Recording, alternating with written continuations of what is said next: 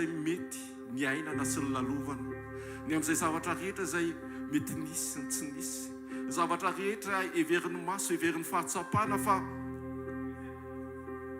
mamay, fa manoloana anao dia ianao ilay Andriamanitra ambony zany zavatra rehetra zany. Misaotra anao izay ary manome voninahitra anao ilay Andriamanitra mendrika indrindra. Misaotra ny amin'ny tsirairay avy, misaotra ny amin'ny ankohonany tsirairay avy, misaotra ny amin'ny niarovanao tsirairay avy, misaotra ny amin'ny tantananao tsirairay avy, misaotra ny amin'ny zavatra rehetra izay niainana tamin'iny herinandro rehetra iny, tamin'ny volana lasa rehetra iny, ary indray miditra volana vaovao indray.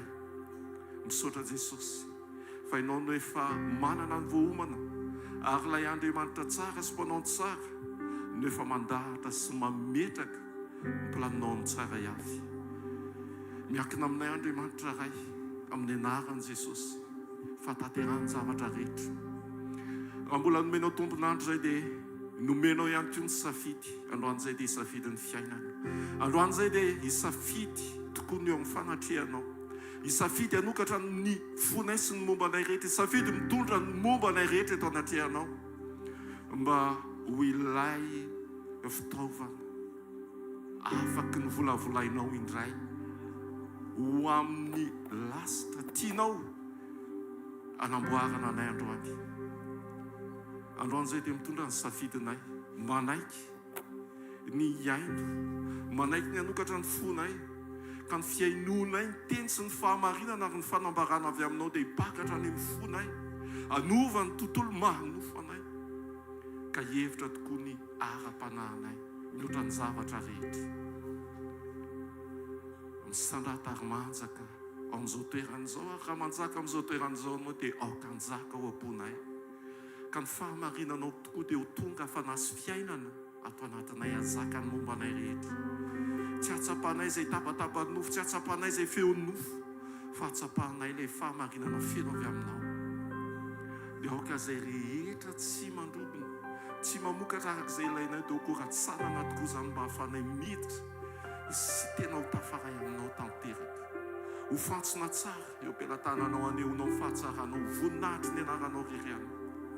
Mahatsapa tokoa izay Andriamanitra fa tsy ny avy aminay, ary tsy nitsinona tokoa izay raha tsy miray sy tanteraka aminao, fa ianao no loharanom-piainana, loharan'ny zavatra rehetra. Ianao no herinay, ianao no aronay, ary ianao no mahatanteraka ny sitraponao eo aminay tsirairay avy. Tsy amin'ny kery, tsy amin'ny pahatanjahana, fa amin'ny herin'ny fanahinao, ary tsy amin'ny herim-ponay ihany koa na amin'ny herin'ny nofonay, fa amin'ny fiankinanay sy ny amin'ny etaeta-piombonana mandrakariva aminao Andriamanitra, mba hisehoany ilay votsara avy aminao, ilay rakitra tsara avy aminao, no ka hiseho voninahitry ny anaranao. Tsy eto amin'izao toeran'izao fa eo amin'ny fiainanay rehetra, raha mbola tsy avy amin'ny rano lanitra ianao, dia ho ilay taratry ny fahazavana avy aminao Andriamanitra, tsy avy aminay fa ianao maneho ny fahatsaranao amin'ny alalana rehefa mety aminao ny ato anatina. Dia ho tianao no hiseho sy santatra raha io amin'ny anaran'i Jesosy, ho anao ny dera, ho anao ny aja, ho anao ny hery, ho anao ny fahalebiazana, ho anao ny fahatsarana indrindra. Ilay ray mendrika amin'ny anaran'i Jesosy. Amen. Alleluia. Salamo fahadimy amby efapolo amby zato, salamo fahadimy amby efapolo amby zato, ndoetintsika anomezantsika voninahitra n'Andriamanitra manomboka amin'ny andininy voalohany ka hatramin'ny fahafolo. Andininy voalohany ka hatramin'ny fahafolo. Ao ve tsika? Amin'ny anaran'i Jesosy.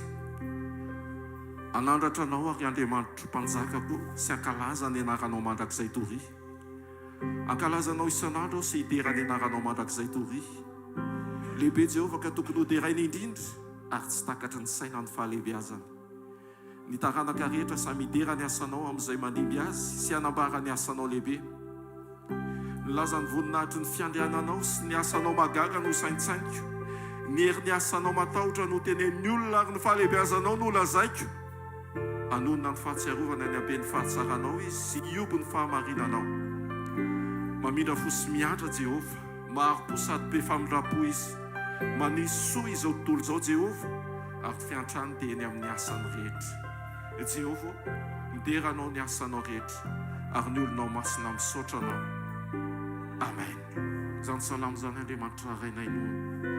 Entina ihany koa iombonanay anehoanay ny fahatsaranao ny voninahitra dia ho anao rery any. Anehoanay ny fiderana, anehoanay ny fahavinonanay ihany koa. Mba ho tsy lay eo amin'ny fankatoavana diso toerana eo amin'ny fankatoavana malaiky amin'ilay hatsara-po izay akasitranao Andriamanitra. Ary ratsy zany dia eto izay mitondra ny mombanay rehetra mba ho amin'izany lalana zany. Mba hizoranay tokoa ho azononay mba ho tanteraka ao aminao ahafahanay tena manandratra anao, manome voninahitra anao, miankohaka anao amin'ny fanasy, amin'ny fahamarinana marina tokoa. Ianao izay mahita, mahafantatra ny fonay. Indro izay manotra ny fonay androany, mitondra ny fonay eto anatrehanao. Raiso Andriamanitra, anjakao, amboary. Ho ilay mpanolonaka aniriny teninao. Saotra Jesosy, fa eo mifanatrehanao tokoa no mapety anay. Eo ilay mapety ny fonay, afaky no njakanao sy mamboarinao, anovany amin'ny mombo anay rehetra indray. Ho voninahitry ny anaranao. Misaotra indrindra ray eo amin'ny anaran'i Jesosy. Amen. Tsy hajantsika izany tonom-bavaka izany fa ho feno fisaorana ny fotsika. Androany maraina tonga saina manokana hoe ho avy tokoa ny andro tsy eto ambony tany intsony ny fanahy masina. Fa andao hisaotra an'i Jesosy fa mbola ho isan'ny misitraka ny fanatrehantsika. Ary ny mahita antsika isanao androany dia tsy hoe satria tsika no manana faniriana ambony be, fa ny fanan'Andriamanitra ny taonantsika androany. Amen. Dia andao tsy onona eo amin'ilay fitarihan'Andriamanitra fotsiny, fa andao antsika mihitsy indray no angetaeta, angataka vavenoana. Feno fisaorana ary vavanao androany. Misaoran' Jesosy ny amin'izany fahatsapanao mety kely ny afony, fa mbola misy mirehatra ny anatinao any. Feno fisaorana ny ao anatinao, ny mbola fahatsapanao fa miteny Andriamanitra. Mety manitsy izy kanefa mbola miteny izy. Dao hisaotra an'i Jesosy ny amin'izany fitariana izany. Misaotra Jesosy misaotra tsy ny amin'ny rivotra fotsiny, tsy ny amin'ny fahavelomana fotsiny, fa ny amin'ny mbola fahatsapanay hoe tena mbola eo aminay ny fanahinao masina. Fanahinao ny mampirisika ny vavanay sokatra. Fanahinao ny mampianatra anay ny attitude rehetra mety tokony ho entiny eo anatrehany iray. Androany tena hisaotra anao izay. Misaotra tsy manary anay. Misaotra fa mbola tsy miabandone anao, mbola tsy kivy anao fa mbola mijoro anao fanamasonao anangana anay tsirairay avy satria ny marinao amponao dia tsy misy tianao verina dia iray azy. Misaotra Jesosy eo ny amin'ny maizy anay androany. Misaotra fa avy any amin'ny aiziny izay no entinao tao anaty fahazavana, avy any anaty tsy fahalalana izay no ahafahanao Jesosy ho tonga lasa zanaka, avy any amin'ny efa nandevozina izay Jesosy tonga lasa zanaka kaiky ny fonao androany. Androany feno fisaorana anao ny vavanay. Tsy miankina amin'izay zavatra nataonao tamin'ity semaine ity, tsy hoe satria namaly vavaka ianao dia misaotra izay, fa ny amin'ny zavatra rehetra mihitsy Jesosy dia hisaorana ianao androany. Enina dia ny amin'ny programa izay mety mba nirinay ara fa tsy nivalianao araka ny etaetanay, dia androany izay te hijoro ho mpiankoka marina anatrehanao. Hisaotra amin'ny fo Jesosy, tsy amin'ny fiatsaram-belatsia fa tena hisaotra anao. Dia mankasitraka Tompo satria fantatra Jesosy fa hitanao ny etaetanay, hitanao ny fanirinay te hitombo, hitanao Jesosy izany fanirinay lalina izany.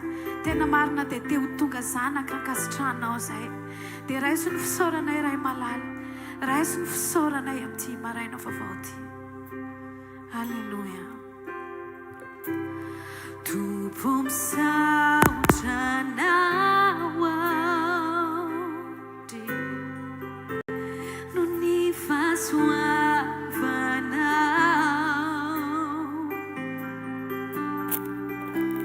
ny drafonao vaovao isanandro, tsara amiko ianao. Dao averintsika ihany hoe Tompo misaotra anao.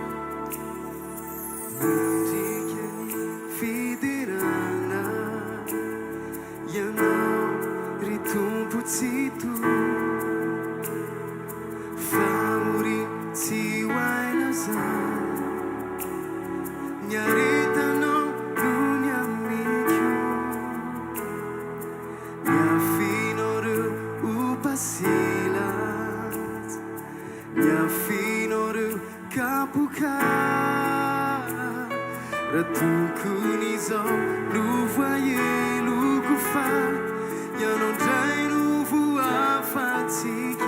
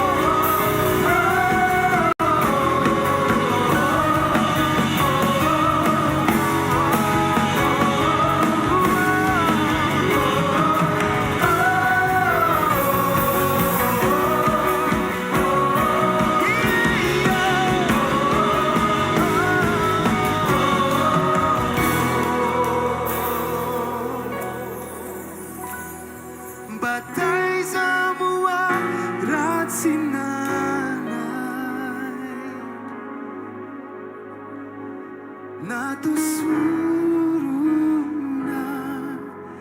ianao.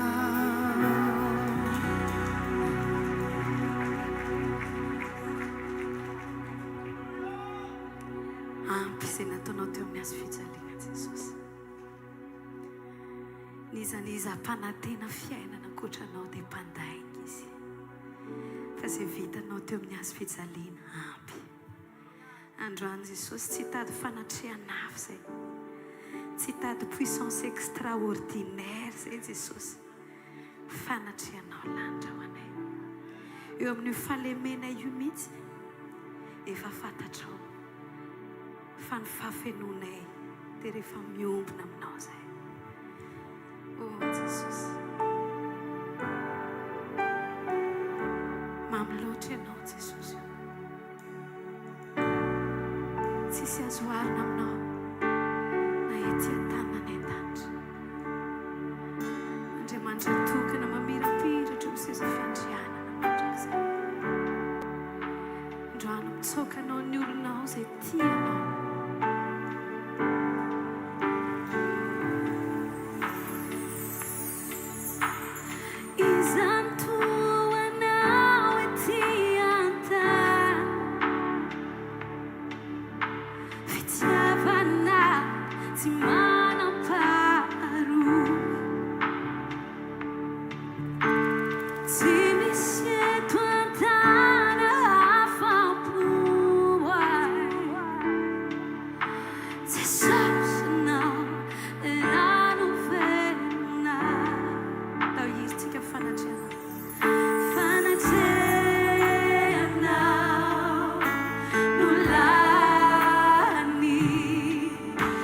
Why?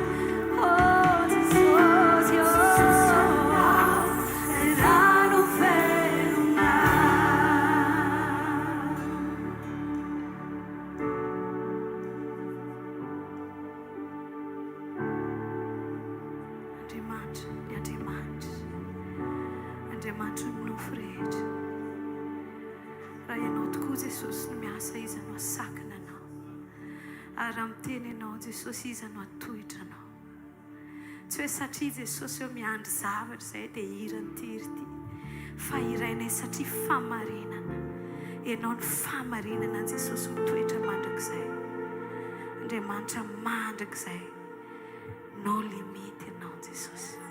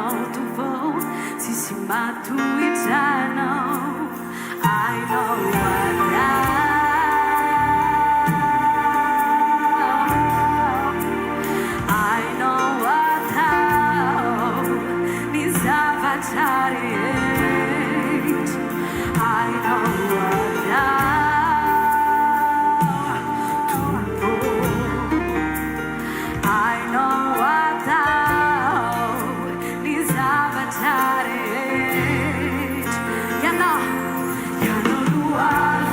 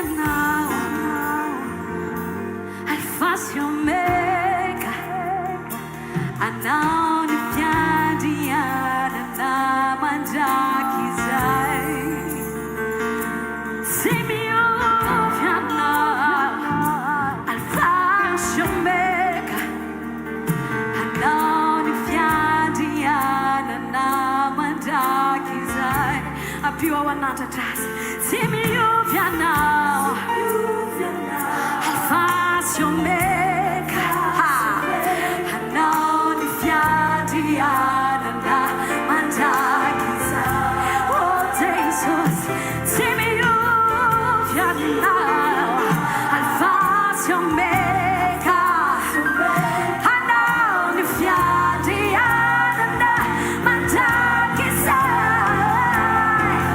tsy miovy anao alfa sy omega anao ny fiandrianana mandraky izay Jesosy tsy miovy anao alfa sy omega anao ny fiandrianana mandraky izay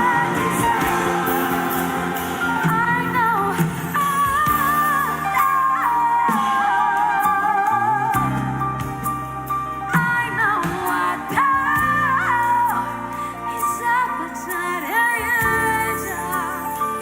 oh Jesus I know oh Jesus I know what now is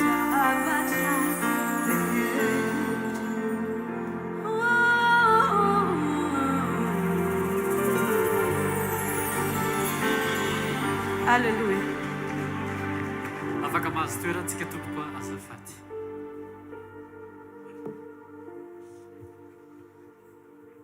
Alléluia. Voninahitra ho an'i Jesosy irery ihany ny jiroko vavolombelona eto. Feno be mifoky te zakako. Nisy fotoana tao anatin'ny tokantranoko. Za tsy hoe olona viretra zany. Fa nanao teny tamin'Andriamanitra hoe za hitory teny ankalamanjany, hitory teny any anaty bus, anao trakta nefa tsy nataoko le izy. Nandeha teny ny fotoana, nandeha ny andro, tsy nataoko le izy.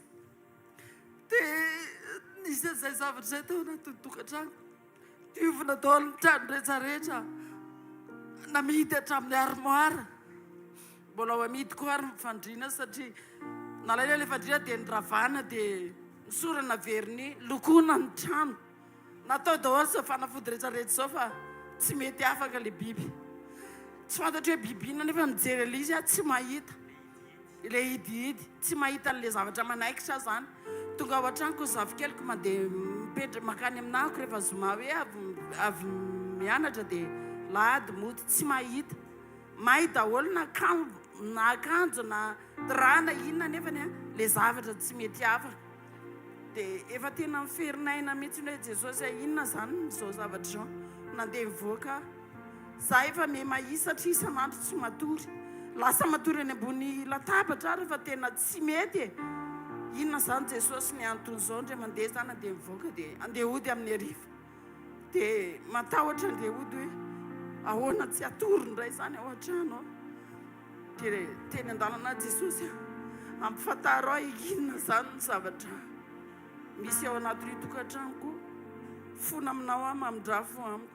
Dia misy feony teny taminao hoe io ilay fitoriana ilay ataonao isan'andro io tsy ataonao ilay izy. Fitoriana filazantsara hoe kany anaty bus ianao, tsy anaty bus ianao, tsy mandeha ianao, tsy ataonao ilay izy. Teo ihany aho dia lasa nandeha nanao trakta teo namontana teo misy Iberosa eo. Nanota be dia be teo aho dia lasa nandeha tongotra teo nandeha tongotra. Zay manko mipetraka any ampita-tafika. Zaraiko tamin'iny anosy be rehetrarehetra iny ilay izy dia juska tonga tany mena kely lany ilay izy.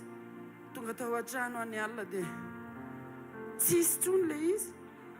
Zavatra tiako lazaina amin'izany Andriamanitra mahita antsika. Aza manao atsirambina ny asan'Andriamanitra. Rehefa zavatra teneninao ilay izy hoe atao dia ataovy. Ary ny zavatra tena nafaly anao hoe aizany mijery anazy ao Andriamanitra ao. Fa zany maniasi tsika misy mahita dia misy miaintsika. Ary ny zavatra ataontsika zany na ratsy na tsara dia hitan'Andriamanitra. Voninahitra dia ho an'Andriamanitra rery ihany. Teka mahafaly Jesosy mankasitraka tompoko.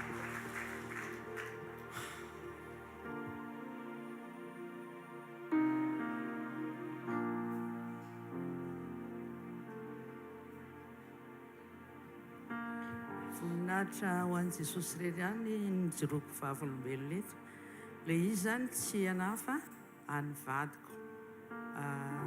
Narary vavony be mihitsy izy tamin'ny le semaine ny 26 juin iny. Nanomboka ny latsinainy dia tambolombolona be zany ny vavony tao, misy rivotra anatin'ny kibo miziriziry. Dia mandoha izy dia efa nikoropaka manko izay iny dia mba nanao izay fantafantratra teo fa ohatran'ny mbola tsy nireusir le izy dia hoe antotsika hiantso ny mpanofon'Andriamanitra. Dia vao nivavaka moa zany mpanofon'Andriamanitra dia nitsahatra le izy. Dia ny tanany koa may an'ny rano mafana ny marainana iny dia niarany janona tsy nanaintaina intsony. Dia nahinana zavatra tsy haina zany le izy dia tafihinana zavatra tsy mifanaraka amin'le vavony foana dia verina narary indray ohatran'le tamin'ny voalohany foana. Dia za zany efa tsy niantso ny mpanofon'Andriamanitra intsony fa menatra manko zahay. Dia nanao ohatran'izay foana 3 jours zany sitrana dia miverina satria tafihinana le zavatra foana.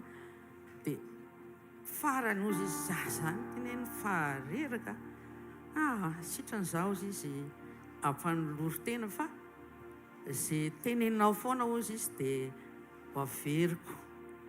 Dia eny ara ho aho dia anao ve ozy zao ve tsika ozy izy nanao lisa rehefa kelikely satria samy tafafo tamin'ny 4 maraina izay. Dia misy zavatra diniko kely rehefa nivavahan'ny mpanofon'Andriamanitra le izy dia tena nandresatra be foana izy. Le nandresatra indray loha mba conserve foana mihitsy. Dia tonga amin'izay zany rehefa vita le fanoloran-tena dia nitsahatra niaraka tamin'izay koa le aretina. Dia tena tsy marary intsony fa nytelefônina anazy za tamin'ny hariva hoe nanahoana ihany hoa le vavony izay. Tena efa sitrana be mihitsy za fa voninahitra ho an'i Jesosy. Alleluia. Andao itiaka mafon'i Jesosy idirantsika ao anaty témoignage manaraka.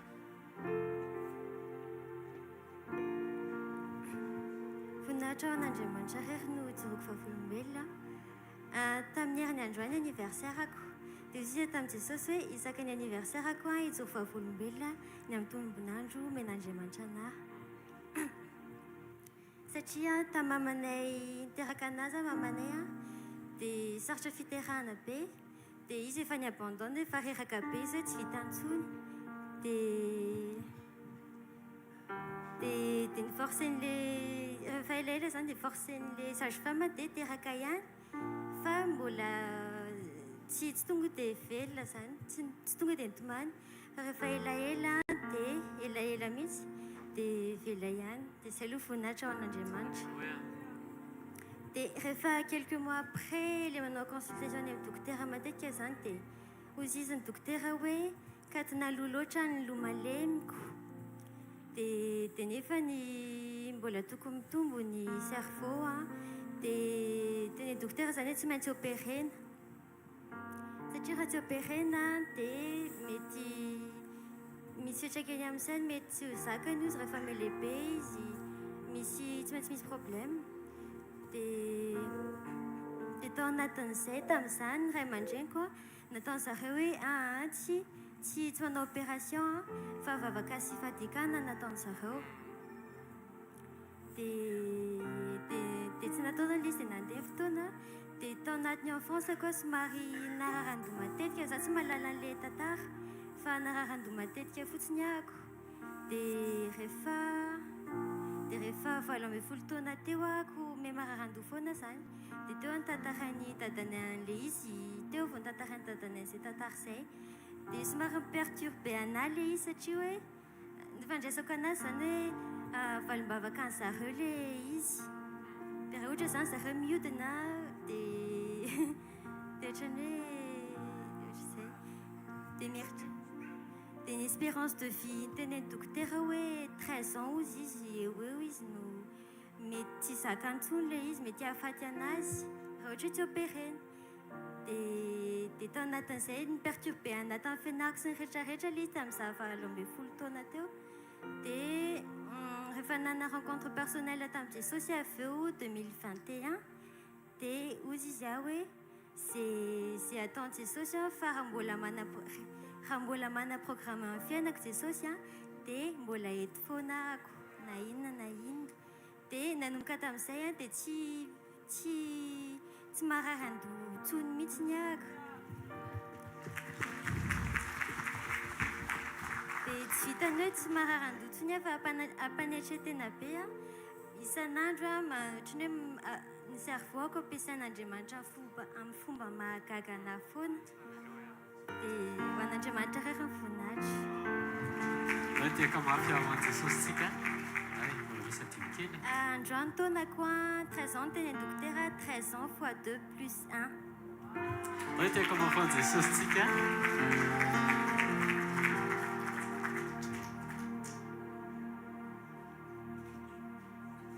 izy daholo tompoko mandeha anarako ijoroko vavolombely eto zavatra anankitelo. Voalohany fiarovan'Andriamanitra na zany taloha mieritreritra hoe ohatranao hoe misy zavatra obstacle mandalo aminao ohatran'ny accident dia tsy voana ohatran'ny hoe amin'ny teny hoe ohatran'ny hoe parazara anao hoe tsy voajoy ozy teny amazonga zay tsy voa zany ianao amin'iny tsy tratra an'le izy fa ny tena marina misy fiarovan'i Jesosy le izy. Nomaly azo tamin'ny party bazary Andoharano fotsy tary tsy possible mihitsy hoe za ty amin'ny droite dia le moto toko mandalana any amin'ny droite nefa ny aty amin'ny droite ko tiky izy andeha tonga dia efa andona anazy zany le izy angamba ny ohatra zao elanelanay sy le moto dia tratra fa ohatrany hoe tanako nataoko ohatra zao fotsiny dia izy lasa fotsiny izy dia zany jery anazy ohatra zao fa raha taloha zay nahita kabary la olo iny fa amisan'izay mihitsy joroko vavolombely eto amizay raha ohatra zay mihitsy fa misaotra an'i Jesosy fa niarovany satria tamin'ny 2022 na 2023 tany Dego niaraka tamin'ny zoko pasteur anankiray zay koa zay ary za foana le izy efa ataontsika hoe eo amin'io poto io sy eto dia tokony andeha aminah koa le moto mirafarafa na tomobile zay anatin'izay dia andeha ho anah mihitsy zany le hoe écrasen'le moto zany dia saotra an'i Jesosy fa fraction de seconde eo neo stop le moto dia tsy nakaty aminay le izy dia zay natadizako le vavolombelony maly tsy parazara le izy fa misy fiarovan'Andriamanitra ary mbola tiany Jesosy mbola ho eto androany ijoro vavolombelona ho anazy fa isaorana an'i Jesosy fa niarovany tamin'izay. Faharoa manaraka an'izay ty toe-polo nyteneniko teo hoe nahita kabary la olo iny maly iny raha tamin'ny androny taloha ataontsika hoe talohan'izao fotoan'izao satria atsika mitsangana io raha vao kitsana fotsiny tongotra koa box atsika raha vaveo angambany dia tena hoe tsy zany efa nilain'i Jesosy. Jesosy tsy mila olo crime fa Jesosy mila olo foa za manko anisan'ny olo crime zany za tena tsy mamenatra amin'ny joro vavolombelona za le olona tsy hadomina mihitsy satria raha vao domina hoe tsika misoma tsika niany fa tiako mitena anao hoe tena zay mihitsy angamany amin-drano Jesosy foa hoe mba nihetry tena tsika tena tadiavin'i Jesosy hoe marina hoe marary amin'le nofo fa tena joroko anaty vavolombelona le izy hoe anetry tena kay miaraka amin'i Jesosy ty fa tsy le fo le taloha ohatra ny ainako hoe tsy mety hoe mamaly foana raha va tenena dia mamaly foana raha va tenena za mankotry zany mihitsy raha va tenena dia mamaly foana fa ampianarin'i Jesosy amin'izay hoe mandeha lamba mianara mangina amin'izay fa tsy mora amin'ity nofo be ty zay zavatra zay fa mila manaiky zany Jesosy fa marary anaty fonao na za miteny io marary le ao anatinao fa mianatra zay le miaraka amin'i Jesosy mianatra ndao mba hianatra angina dia fahatelo farany ozy fitenany raha ty Madagasikara atsika ty maka raha toany amin'ny Israela dia misy ny atao hoe Nazareta le Jesosy avy any Nazareta beraka be a Madagasikara eto koa misy ohatrohatran'izay Nazareta koa ohatra fandraisako anazy boka amin'ny Amazengany mahitsy fiteny mako olo bokany tsy misoma aminao mihitsy olo bokany raha fa tsy tiany raha tenenany ahitsiny mahitsy ianao dia zay nangatany ohatrany hoe tenenako hoe ohatrany hoe boka Nazareta satria Jesosy raha fa miteny tsy misomasoma aminao fa tonga ampahitsiny ohatrany teneniny amintsika androany ty koa dia ohatr'izay koa raha fa miteny koa olo avy any Mazenga mahitsitsy dia tiako joro vavolombelona anatin'le izy dia zao hoe misy fotoana za taloha resaka sacrifice izy ty za tsy olona mpanome zany nefa raha fa misy vola mandany fotoana amin'ny ohatrany hoe manana 40 000 ariary ohatra anatin'ny compte ihany ohatra ifonako ao an'izay mbola mijery an'ity fa za tena niaina tamin'iny misy 40 000 ariary ohatra ny anatin'ny compte-nao dia ataonao connexion de données le izy connexion de données jerevanao karmasy drama za tena andevoziny zany teo dia efa ho lany mihitsy 40 000 ariary io lany amin'ny connexion de données le izy voataitra lanika le izy satria za ihany nandany an'le izy satria tian'le izy raha fa hoe amafy eo an'i Jesosy am'izay marary am'izay ty nofo ty fa maninona ara marary raha fa mameo an'i Jesosy tsy haiko aloha fa nisy olona tsy haiko na fanaonao garde malady tany amin'ny hôpitaly fa misy olona manam-bola be re za fa nahitan'izany fa lasa foana izy nefa zaho miandry manao garde malady io na paye jusque za antitra angamany karamako vitany fa lasa izy io matiko tenena anatin'izany fa maninona raha fa za manana omeny Jesosy raha fa zavatra ara-nofo mavita fa raha fa mafy ho an'i Jesosy marary dia zay am'izay joroko vavolombelo io andao tsy ozy te mazengazay mangoay matity tsy tia manome ho an'i Jesosy nefa mifofonay antsika io ray segonda fotsiny miala dia vita ny olo anankiray ninina grady eto ambony tany fa tiako miteny anao hoe za miaina tamin'izany ohatra ny hoe vao nisy voatsela vao maly mihitsy ny somme zay ny hoe Jesosy za ma dia zay mizavatra tiako atao zay miresaka famafazana manko tiako joro vavolombelo aty hoe andao mba mafy ho an'i Jesosy asa mijery pasteur zany mba jerevy le Jesosy ao anatiny za resako zay dia anatin'le izy za tsy mafoy mihitsy hoe tena tsy tia manome zany nefa ny te mangataka amin'ny Jesosy dia zao am'izay nisy somme zay tao anatin'ny saiko taloha madesien za Jesosy amin'ny madesien ohatra zao dia nisy taona vola voakitikako dia nomaly am'izay dia nisy vola zay matany dia hoe andrasandrasana foana dia le somme le tanatin'ny saiko tao mihitsy Jesosy ahengany mba omeny mba alefany fa tena nitaterahany Jesosy le izy tena nameny am'izay raha fa tonga am'izay le izy ahoana am'izay ataoko am'izay fa izy fa anatin'ny 12 seconde mieritreritra hoe ataoko sa tsy ataoko fa avy eo nataoko ian'le satria nahoana zay le miaraka amin'ny Jesosy tsy mora amin'ity nofo ty zay tsy vita amin'ny vavabe zay ary farany dia zao hoe ho an'izay fafoizana zay sorana an' Jesosy niteny raha vavy teto iny raha nabavy teto iny le niteny hoe resaka fitoriana filazantsara io raha laharindra ao fa misy fotoana zay avy mitory filazantsara eny za anisan'ny olona menatra mitory filazantsara fa zavatra tsapako hoe raha fa tsy mandeha mitory filazantsara matetika dia marary satria antsonao le izy ary niteniny ray aman-dreny anabavy teny tena marina eny misy fotoana antsika mety an'Andriamanitra zavatra zaho zany toroko vavolombelo io raha fa manao zavatra hafa nefa tsy menatra raha fa ndeha tory ao an'i Jesosy mangataka-antro raha fa manao zavatra hafa ataontsika tsy ara-panahy tsy tory filazantsara mavita nandeha tsy haiko jusqu'à 24 heures na mitenga avion ohatra na raha mitenga avion vitanao mandehany fa ny tory filazantsara 1 heure de temps tsy vita nefa ny Jesosy mety miaro anao amin'ny avion any fa hitory filazantsara adiny ray mety tsy vitako toroko vavolombelo anatin'izy za andao ame fotoana raha momeny Jesosy fotoana andao hitory filazantsara andao nambaran'i Jesosy fa zay ny ampisitsika en Jesosy tsy mila entanina ntsony ianao hiteka ho an'i Jesosy fa mitehaka ho azy alleloia jereo ny eo akaikinao mifovy ny fananao misy valiny zay antanio izy mifo tsara ve ny fananao hoe fefahorany zao alleloia andao tsika hitsangana dia andao merina ny voninahitra any Jesosy ny amin'ireo témoignage ireo andao hisaotra an'i Jesosy satria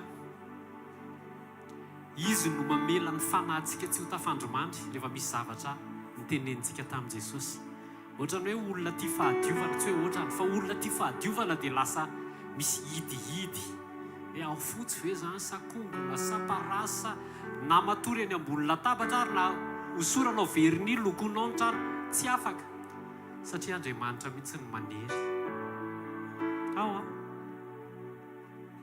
misaotra an'i Jesosy tsika fa izy no mitahiry ny olona tsirairay avy raha ny dokotera ny anontanianao 13 ans dia firy moa ny taona ny androany 13 fois 2 plus 1 firy zany 27 ans misy antony ilan'i Jesosy anao témoignage farany teo narovan'i Jesosy tamin'ny accident tsy kisendrasendra zany tsy hoe za nahy ny ala tsy hoe za tena be réflexe be hitako mihitsy le moto dia vao hitako dia nialako tsy mandeha za fa fiarovan'i Jesosy satria tiany Jesosy iova izy ao lasa namoaka toe-po mahay mandefitra mamoaka toe-po, mahay mangina, tsy mikomondry, tsy mikirimo. Zay izy aby zay rahalahy. Tena lasa mifono fanahy, lasa velona ho an'i Jesosy, tsy mipetrapetraka, lasa mahafoy ho an'i Jesosy. Fotoana ny fifohazam-panahy zao. Za ve mifo? Za aloha no mahamaky ahy, za aloha. Fa rehefa mifo dia mifo azy no manodidina. Amen. Andaontsika hisaotra an'i Jesosy ny amin'ny fitiavany. Andaontsika hisaotra an'i Jesosy ny amin'ny famindrampony. Andaontsika hisaotra an'i Jesosy fa izy no nanasitrana an'ilay vadin'ilay madama teo. Azonareo? Misy fotoana Andriamanitra mamindra fo. Io misy mpanompon'Andriamanitra dia mivavaka ilay mpanompon'Andriamanitra dia sitrana. Fa mbola averina ilay aretina. Fa inona no namarana ny azy? Rehefa nanolo tena ho an'i Jesosy ilay rangahy dia afaka ho azy. Alleluia! Alleluia! An'i Jesosy venao. Andaontsika hanandratra ny tanantsika dia amerina ny voninahitra any amin'i Jesosy. Jesosy ndreto izay mankasitraka. Mankasitraka noho ny amin'ny fitiavanao. Mankasitraka noho ny amin'ny famindramponao. Mankasitraka noho ny amin'ny fanasitranana. Mankasitraka noho ny amin'ny fierovana. Misaotra noho ny amin'ny fitiavanao izay manangana anay. Misaotra fa ny faharimponao dia miandry anay mba ho tonga amin'ilay toe-po andrasanao Jesosy isan'andro isan'andro. Misaotra ny amin'ny fanasitranana vavony. Misaotra fa nanaiky nanolo tena ho anao ilay Ramose dia afaka ho azy ny aretina. Misaotra Jesosy fa tsy avelanao ho tafandrimandry izahay. Tsy avelanao ho tafandrimandry izay fa rehefa nisy zavatra noteneninao dia misy zavatra ohatrany hoe tonga zany mba anairana anay, anatanteraka ilay teny izay efa noteneninay avy amin'ny fonay fa mety tratra amin'ny fahavarim-barianana izahay. Jesosy manomboka androany tena anao izay zavatra noteneninay anao izahay. Za tsirairay avy, ny tsirairay avy aminay dia anao an'izany. Misaotra ny amin'ny fanovana toe-po Jesosy. Misaotra fa lasa mahay mandefitra, lasa mahay mangina, tsy tia miady intsony, tsy tia mifamaly intsony. Misaotra Jesosy fa ampianarinao izahay lasa mahafoy ho an'ny fanjakanao, tsy akijery olona. Ampianarinao koa izahay Jesosy tena hoe hitory tsy hipetrapetraka. Rehefa ao amin'ny nofo dia mahavita manokana fotoana anaovana jeu, hijerena drama, hijerena karazan-javatra hafa. Fa rehefa hoe hivavaka sy hitory teny dia na adiny ray ara tsy vita. Jesosy manomboka androany miovy izay tsirairay avy. Miovy izay averina ho any aminao ny voninahitra ny amin'ny fanairananay ao anatin'izany témoignage zany. Fa ny toe-panahy aloha izay ny takinao iorina ty anatinay satria ianao efa hiverina. Misaotra ray amin'ny anaran'i Jesosy ny famoazana ny toe-panahinay, famoazana anay ao anatin'izany témoignage zany dia mamerina ny voninahitra any aminao izay voninahitra ao rery any raisy fa ianao no mendrika izany Jesosy amen. Andao itiaka mafy ao an'i Jesosy. Alleluia. Tsy haiko nareo fa mihaino an'ilay vavolombelona dia mahatsapa atao anatiko hoe taiza raha tsy teo Jesosy. Misy lahatra vetsika hoe tena marina zany, tsangano ny tany hoe tena marina zany. Zany no mahatonga antsika ao anatin'izao fivoriana izao dia tsy ampitodika anao amin'ny olona ampiasain'Andriamanitra mihitsy izay. Fa mivavaka isan'andro izay mba hiratanao, masom-pananao hifankahita amin'ny Jesosy. Raha mba fantatrao fa natoinona ery ananan'ny olona, tanjaka ananan'ny olona, fahefana ananan'ny olona, mandalo zany. Jereo masona akaikinao mandalo ny zavatra rehetra. Ianao io koa hoe teneno izy, ianao io koa mandalo koa ianao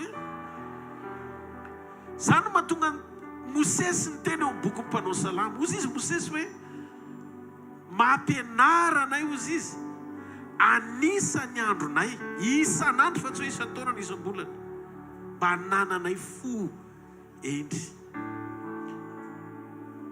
Tonga eto isika tsy tonga hifampijerijery hoe iza ny tonga dia iza ny tsy tonga, fa tonga eto isika androany anomana amin'ny fotsika mba hahafahantsika manana fisokafana bebe kokoa isan'andro ananantsika foendry hiatrehantsika fiverenany mpapakatra. Nisy teny Jesosy zay hoe miambena ozy izy mandrakariva, miambena mandrakariva. Zany hoe isan'andro ianao raha mbola amin'ny fo maraina dia tsy fantatrao na afaka ray minitra ny aneno ny trompetra na afaka 2 segondra. Fa ny fiomanana ao anatin'ny fo isan'andro kosa ao anaty fiambenana dia mampitoetra ao anatin'ny fontsika hoe miomana tompo isan'andro mba ho isan'izay olona hiandrandra fampakarana eona aminao eny amin'ny raha ho any lanitra. Ny androko rehetra nanako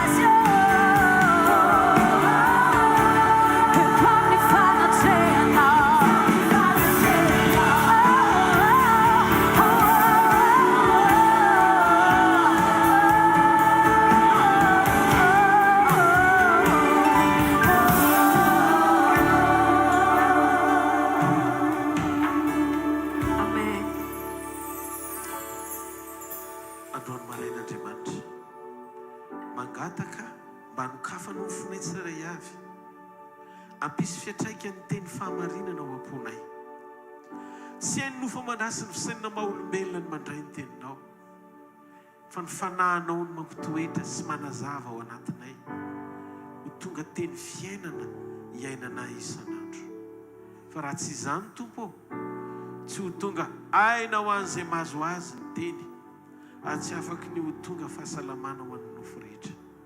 Fa ianao fanahy masina, ianao ny miasa tsy misy masakana ary tsy misy maharombaka amin'ny tananao mandrakizay, dia aoka ny fotoana rehetra izay andrenesana ny teninao, anokafanao ny fo sy ny saina mampananay hiaina amin'ny tenim-pahamarinana avy aminao.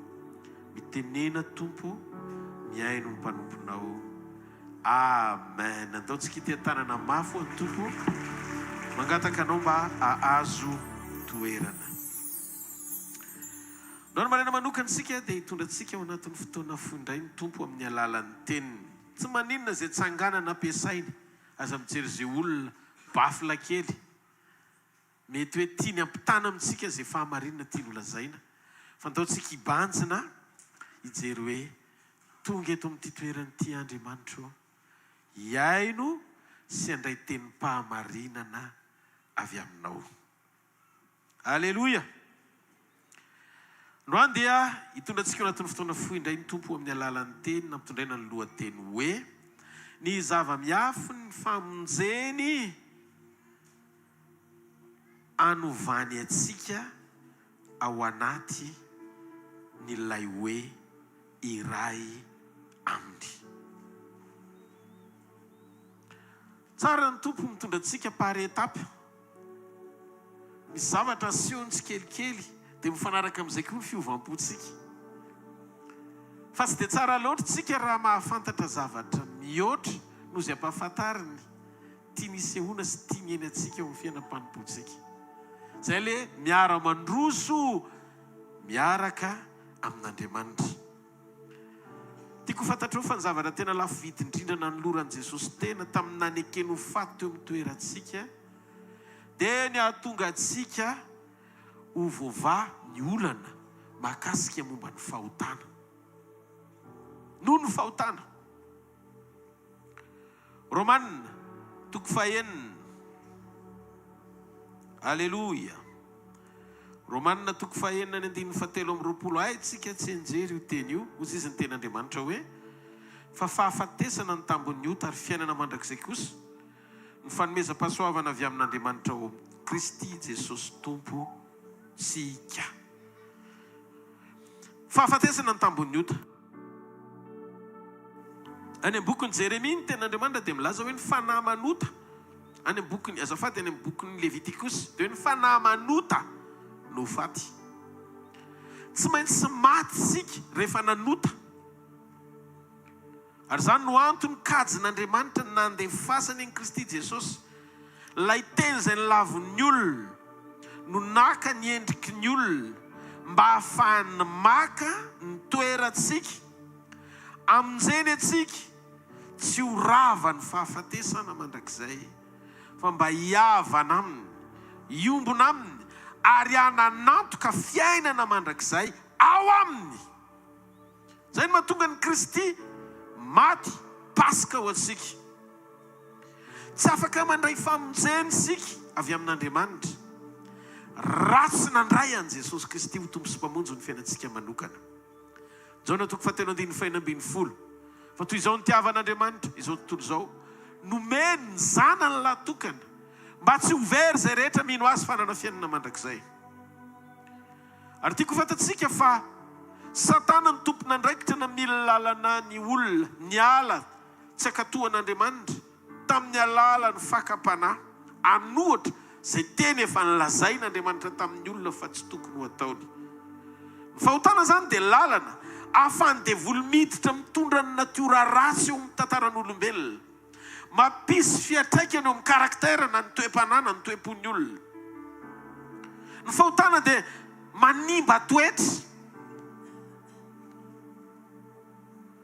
manam-pahefana ny devoly hiditra tsehatra anafohy ny fiainanao eto an-tany.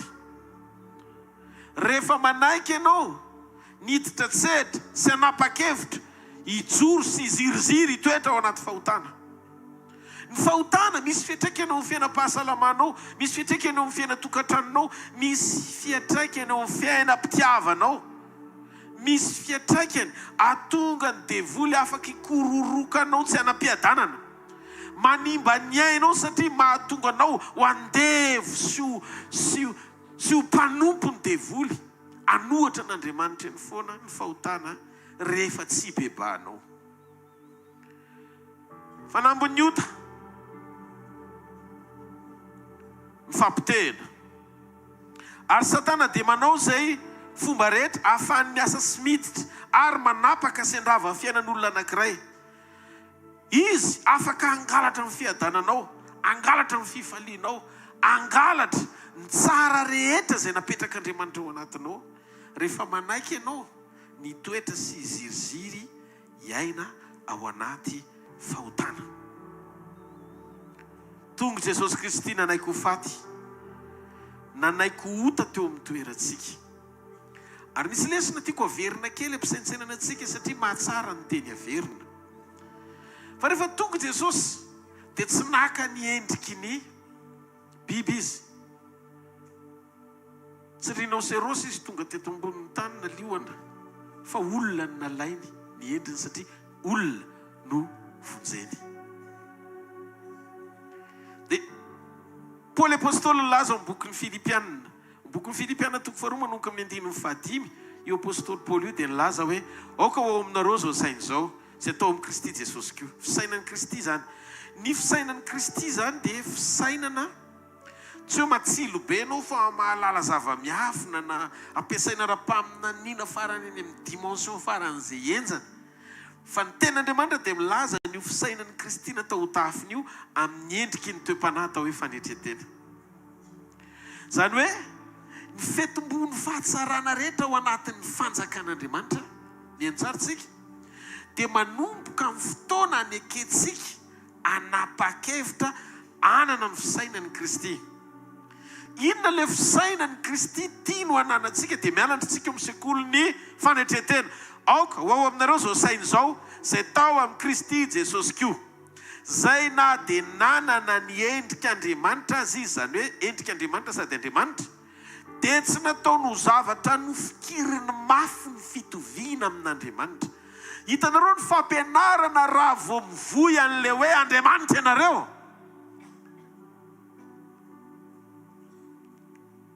Dia mana foana ny fampianarana, ny fijoroanao ao amin'ilay toe-panahy sy toe-tsaina na hafanao an'i Kristy amin'ny fanetretena. Satria rehefa manomboka mamoitsika ny fampianarana hoe Andriamanitra nareo, zanak'Andriamanitra moa inona? Andriamanitra.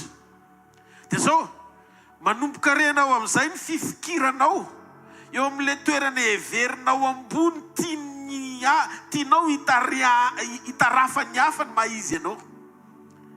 Dia jereo ny toe-po na zanak'Andriamanitra azy ianao ka nateraka indray, fa lasa miaina ao anaty avonavona eo am-panomponan'Andriamanitra ianao any anatinao lalilany.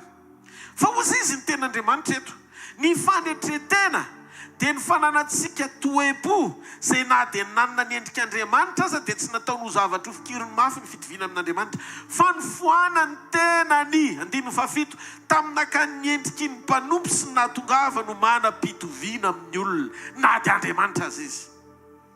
Ary rehefa hita fa nanatare olona izy dia nanetry tena ka nanaiky hatramin'ny fahafatesana, dia ilay fahafatesana tamin'ny azo fijaliana nahatongavan'i Jesosy ho nofo dia mba ahafahany maka ny natiora ny fahafatesana. Tiako fantatrao fa raha teo amin'ny nofo Andriamanitra dia tsy nety maty izy, fa no nanekeny aka ny natioranao tamin'ny fahafatesana vokatry ny tsy fankatoavanao an'Andriamanitra, dia ilay fiatraikany tsy fankatoavanao no nahatonga anao voaozina ho faty. Dia naka ny endriky nofo Andriamanitra tamin'ny fanetretenany nanaiky ho tonga olona tahaka azy tonga nofo tahaka azy tahaka anao 2 taona lasa teto ambonin'ny tany. Dia ozy izy ny ten'Andriamanitra, iny endrikiny no atao hoe fanetretena. Iny endrikiny no atao hoe fanetretena. Ny fanetretena dia tamin'izy naka ny endriky ny olona mety maty mba hatonga azy aka tamin'ny fahafatesany, ny fahafatesanao ahafahany mamerina ho an'izay rehetra verina aminy sy nandray azy ny fiainana mandrakizay zay very teo amin'ny olona rehefa tsy nanaiky sy nakatoa an'Andriamanitra ny olona. Zay zany ny atao hoe fanetretena. Fanetretena tamin'izy nakanendriky ny olona mety maty. Mbola ambany lavitra noho ny fanetretena ny zavatra ny ainan'i Jesosy anefa. Mbola ambany lavitra noho ny fanetretena. Ny fanetretena sy ny fandavatena. Samy hafa fanetretena ianao mihetry ohatran'i Jesosy manaiky angina aka ny toerany fahadisoan'ny hafa atsangany an-tany zay mandeha. Toetra anankiray zay. Misy ianao zany tsy ny atao hoe fanetretena zany dia tsy ianao miady ho anao na manana ny marina azy ianao. Fa ny fanananao ny marina no mahatonga anao mangina mivavaka ho an'ny hafa zay tsapanao sy hitanao fa mbola miaina ho anaty tsy fahamarinana. Ny tena fitiavana zany dia ny fiforetanao amin'ny kio sy ny lohalika ho an'ny hafa mba hanovan'Andriamanitra azy. Fa tsy ny fanaovanao gazety na ny fijoroanao eo mason'ny hafa mba hanaporofona fa marina kokoa ianao no ny hafa zay heverinao fa tsy marina no ianao. Kristy raha nanendry tena dia fatany fa veritsika dia nidiny izy naka ny toerantsika. Eny fa na dia nanana fahefana azy izy iarovana ny tenany. Dia naleony nangina mba ahatonga azy ho voaheloka teo amin'ny toeranao. Condamné teo amin'ny toeranao. Mba ahafahany miverina mamoaka didi-pitsarana araka ny tokony ho izy. Rehefa hitondra amin'ny fahasoavany tamin'ny famonjena izy. Ny famotsorana anao sy famelan-keloka ho anao andovanao fiainana mandrakizay miaraka aminy. Andao ity tanana mafy be ho an'ny fitiavany Jesosy. Fa zao ry havana. Mbola ambany lavitra noho ny fanetretena. Ny faneken'i Jesosy ho tonga ota. Korintianina faharoa 5:9-20. Hoy izy ny tenin'Andriamanitra, izay tsy nahalala ota dia efa nataony ota hamonjy antsika mba ho tonga fahamarinan'Andriamanitra ao aminy kosa isika.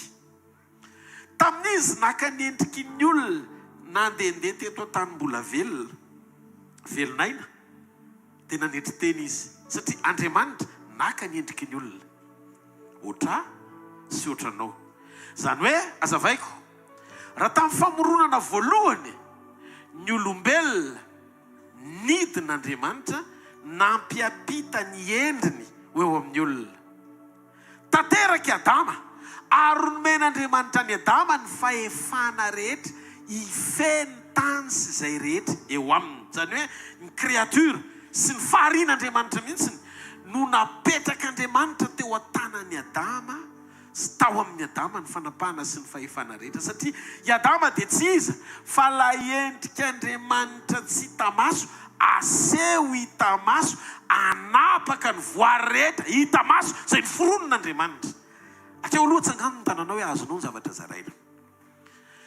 Rehefa vity Adama dia i Adama no niazona ny zavatra rehetra, no ny fisiny, ny firindran'ny tany, na ny zava-maniry, na ny biby fiompy, na ny akanjo sy atsara ny zavatra izay nataon'Andriamanitra dia tao amin'ny Adama avokoa. Fonizy mbola tsy niodina tamin'Andriamanitra. Rehefa hitan'ny Satana amin'izay fa andeha lavitra ilay asa famoronana, satria nanomboka amin'izay Andriamanitra hamorona vehivavy atao hoe Eva, vadin'ny Adama, tamin'ny alalan'ny Adama, dia nijoro amin'izay ny devoly ny saina sy ny eritreretra hoe andao atakena ny olombelona. Dia nidina izy namitaka ny olona, voafitaka ny olona, tsy nakatoan'Andriamanitra raha ny teny Andriamanitra hoe i Adama, zao misy hazo anankiray vovoan'ny satsy azonao hinanana, dia ny hazo fahalalana ny tsara sy ny ratsy. Fa amin'ny fotoana hinananao an'io dia ho faty ianao. Reny devoly le izy dia tsy Adama no nyresahany satria Adama nahalala ny fahamarinana, fa Eva no nampiresahany satria Eva no nampitana fahamarinana. Dia eo no maharatsy an'ilay filazaony tsara miampy kely na latsaka kely, fa mila tena justa sy marina ny zavatra torianao. Tsika tsina tsy mitory fandresen-dahatra fa tsika mitory fahamarinana. Tsy mareteka ho an'Andriamanitra. Ny fandresen-dahatra ny olona tsy voatery ho fahamarinana ny lazain'Andriamanitra, fa tellement tian'ny Adama Eva mba ilamina, tsy kitikitika an'io zavatra io satria nandraran'Andriamanitra azy. Tena piny kely le tena Genesis 3:7. Hozy izy tsy mahazo mihinana na mikasika. Le mikasika nefa tsy tao anatin'le teny hoe lazan'Andriamanitra nefa napita tamin'ny Adama izy eo amin'ny Genesis 3:2, 9:7. Dia hozy izy hoe raha vao hinananao io mihinana ianao vo, fa tsy hoe mikasika. Zany hoe azo kasiana le izy fa tsy azo hohanina. Fa zao ny zavatra nitranga. Rehefa tonga ny devoly dia tany amin'ile irika nanapiny Adama n'le teny mba hitandremany Eva bebe kokoa no ny resahany sy ny dirany. Anko va rehefa tsy avelan'Andriamanitra hinananareo ny avy voan'ny say dia hozy izy Eva rehefa namaly, tsy azo kasiana na hinanana. Ao ary kasio dia nijerenina, kasiany tsy naninona satria Andriamanitra tsy niteny aza kasiana. Dia raha vao nanomboka tsy naninona amin'izay ilay nikasiana dia misokatra ho azy ilay fihinanana. Tsy mareteka ho an'Andriamanitra. Zay no mahasarotiny an'Andriamanitra amin'ny fampianarana. Ny fampianarana dia tokony fampianarana manondro an'i Kristy fahamarinana. Sady sy latsaka le izy satria misy zavatra mandresy lahatra mapety anao, fa indraindray misy zavatra toriana mandresy lahatra nofo. Mampahazo aina nofo le izy fa tsy mampahazo aina ny ara-panahy le izy. Misy zavatra zany tsy mapety anao na mahafinaritra anao azy, eo am-pianona tena mampientanetana anao. Inona le mientanetana ary hitondra ho aiza le izy?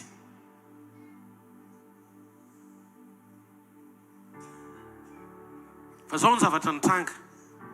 Rehefa hitan'Andriamanitra fa niodina ny olona, very ny olona.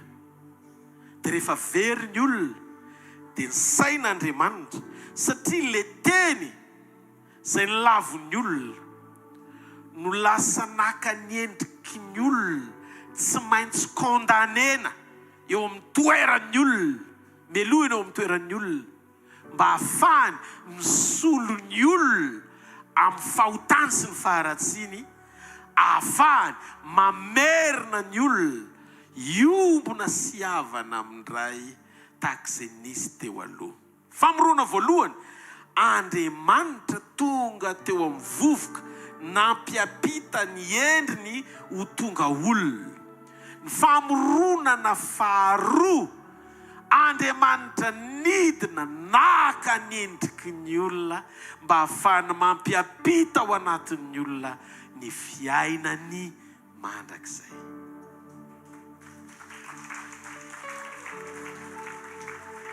Dia ohatr'izao fisehoan'ilay izy. Tamin'izy tonga nofo, fanetretena ny fiantsoana azy.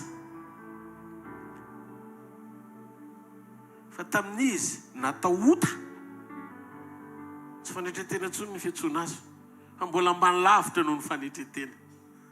Taiza noho ny sehono ota ato anaty Baiboly. Ka nahatonga ny apôstôly Paoly nilaza amin'ny Korintiana 2:1-2 hoe zay tsy nahalala ota no natao ota. Saina kely anie ty fahamarinana ity Jona 3:7-8. Jona 3:7-8. Alleluia. Ary tahaka ny nanandratany Mose sy ny menarana tany anefitra, tsy maintsy hanandratana ny zanak'olona mba hanana fiainana mandrakizay zay rehetra mino azy. Jesosy nanome fanoharana ny tenany ho toy ny menarana.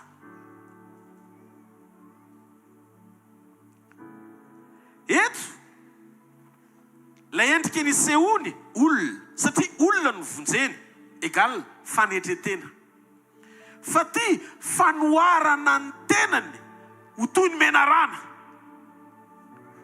fa iza le menarana lay endriky tamaso nampandroso an'ny satana ho ao anatiny nofo nampandroso an'ny satana ao anatiny ampiresaka ny eva tao edena mba hisarika ny olona ho faty ho very ary hiodina amin'Andriamanitra. Zany hoe ny menarana dia endriky ny ota. Atsingany tanan'izay mandeha. Endriky ny ota. Dia antony antsika hijery. Numéro toko faraky amin'ny roapolo. Ao numéro toko faraky amin'ny roapolo ny andininy faefatra ka hatramin'ny andininy fahasivy. Zao no voasoratra ao. Ny andininy fahavalo singaniko manokana rehefa avy eo. Ary ny alatany atendrombohitra ôry izy. Ka nahazo ny lalana makany amin'ny ranomasina mena manodidina ny tany Edoma dia kivy ny fanahin'ny olona noho ny lalana. Ary ny tenina ny metsinan'Andriamanitra sy Mosesy ny olona ka nanao hoe nahoana no nentinao niakatra avy tany Egypta zay ho faty ety anefitra. Fa tsy misy mofo na rano aty. Ary mahamona aminay anay koa ny fanahinay koa tony mofomofo foany tony. Many io. Ary Jehova dia nampandeha menarana hafa teny amin'ny olona ka nanakitra ny olona ireny dia nahafatesana be ny olona teo amin'ny Israely. Dia nakeo amin'ny Mosesy ny olona ka nanao hoe efa nanoto zahay fa efa nitenina ny mentsiny an'i Jehova sy ianao hifony amin'i Jehova zahay mba hanesora ny menarana aminay dia mifona ho an'ny olona Mosesy. Zany hoe teto zany nahatsapa-tena ny olona fa diso. Dia niresaka tamin'i Mosesy izy hoe zao ny zavatra nataonay tsy nety. Hitanareo? Raha tsy conscient ianao ny amin'ny zavatra ratsy tsy mety nataonao dia tsy afaka miditra tsetra Andriamanitra manelanelana manoro an'le solution amin'izay zavatra tokony atao mbola mety matapidalaka alianao ka ilanao ny fanampiana. Zany mahatsara ny teny mitondra fahampatsahivana ao anatinao, amono fanahinao, anananao fanahy mamantatra na discernement, ahalalana hoe tiany mety ary tiany tsy mety. Dia rehefa fantatrao ilay tsy mety, dia ilay tsy mety nataonao no entinao eo anatrehan'Andriamanitra, hifonanao aminy, anenenanao eo anatrehany mba tonga azy hanome vahaolana. Dia inona ny vahaolana? Dia hoy Jehova taminy, manaova menarana afo ka tony amin'ny hazo lava, ary zay rehetra voakaikitra dia ho velona raha mijery zany. Dia nanao menarana varana Mosesy ka nanantona azy tamin'ny hazo lava, ary zay olona voakaikitry ny menarana ka nijery ilay menarana varana dia velona. Dia inona ny zavatra mitranga? Mila tsapantsika aloha fa ny aiky ny Israely ny zavatra tsy nety nataony. Ny tenina ny metsiny an'Andriamanitra sy ny tenina ny metsiny an'i Mosesy. Dia niresaka tamin'i Mosesy izy mba hifony amin'Andriamanitra zay. Hifony amin'Andriamanitra zay mba horeno ny vesatray ny amin'ny zavatra tsy mety nataonay teo anatrehany. Fa ndra horinga an'izay no fahadisoanay. Zany hoe io fahadisoana io zany raha iainanao ao anaty fanamarina tena dia tsy maintsy efara amin'ny fandriganana. Fa zao ny zavatra nisy. Rehefa nanomboka ny fony Moizy dia Andriamanitra tenany mihitsiny no nanome an'ilay tandindony Kristy hita maso. Menarana natsangana teo amin'ny hazo izay tandindony Kristy satria rehefa tonga Jesosy dia tahaka ninona tongavany zanak'olona. Dia zao le sary nataon'Andriamanitra dia le menarana izay endriky ny otany zanak'Israely naantona teo amin'ny hazo. Iny endriky ny menarana iny le endrika voalaza amin'ny Paoly amin'ny Korintiana faharoa toko fahadimy andiny faraky amin'ny roapolo hoe zay tsy nahalala ota natao ota hamonjy atsika. Zany hoe tsy misy karazan'ota ataon'ny olombelona ka sy ahitany famindrapo avy amin'Andriamanitra fa disponible ao amin'ny fahasoavan'Andriamanitra miasa avokoa ireo endrim-pamelana azahoana famelan-kelo ka ahafahanao miverina aminy. Jesosy no nilaza fa ny amin'ny fahotana rehetra dia azahoan'ny olona famelan-keloka avokoa. Afa-tsy ny fitenenan-dratsy amin'ny fanahy masina.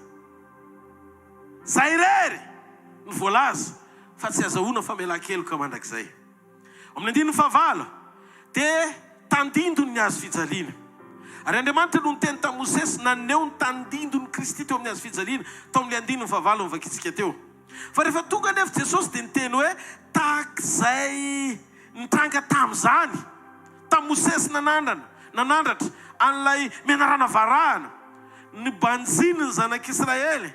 Dia izay mibanjina menarana varahana dia tsy nanan-kery sy fahefana teo amin'izy ireo ny pozina avy amin'ny menarana hahafaty azy.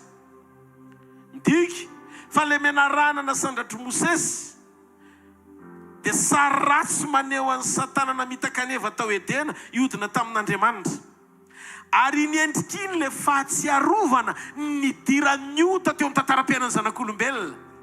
Zay tandindona anehoan'Andriamanitra amaranana ny hery sy ny fahefan'ny ota mandra-pahatonga antsika olom-baovao ao amin'ny Kristy.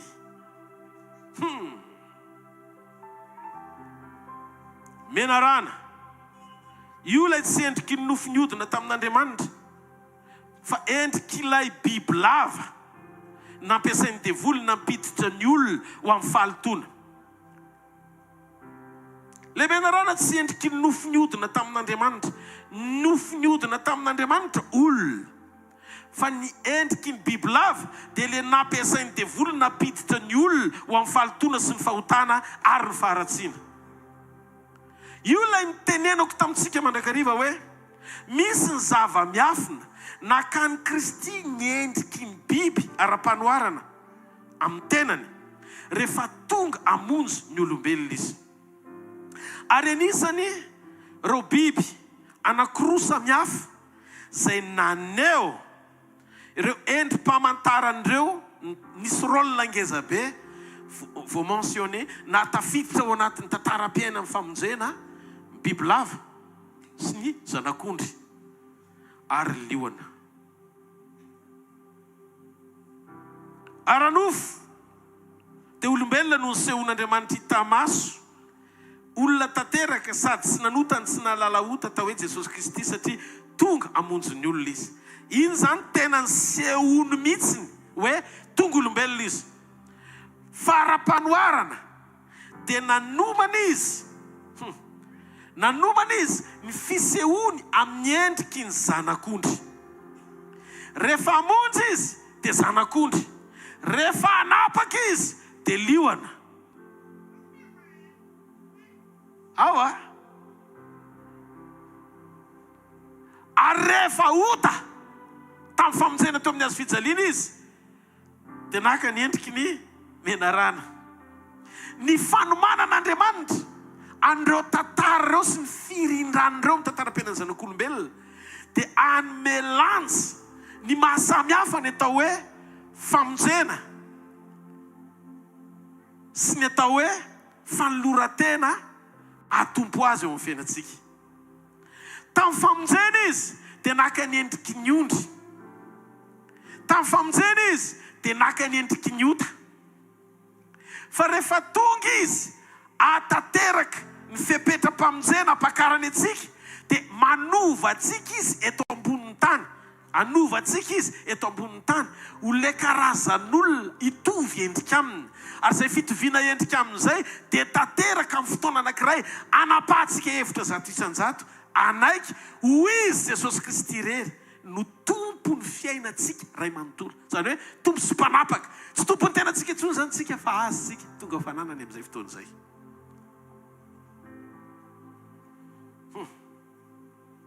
Zany hoe raha diky rehefa tonga nofo Jesosy dia tanteraka teo amin'ny olona ny fahafenoan'ny fepetra nanoarana azy ho toy ny biby atao hoe zanak'ondry. Ny zanak'ondry mantsy dia fanatitra tsy misy kilema amin'ny fiantsoana azy. Fanatitra tsy misy kilema. Napahitana ny Jaona, indro ny zanak'ondry Andriamanitra izay mitondra ny fahotana izao tontolo izao. Noarina toy ny zanak'ondry izy na dia olona azy. Satria ny zanak'ondry tsy niodina tamin'Andriamanitra fa olona. Dia ilaina ny endriky ny zanak'ondry tsy misy kilema tandindo ny fahataterahana tsy misy kilema ra-panahy.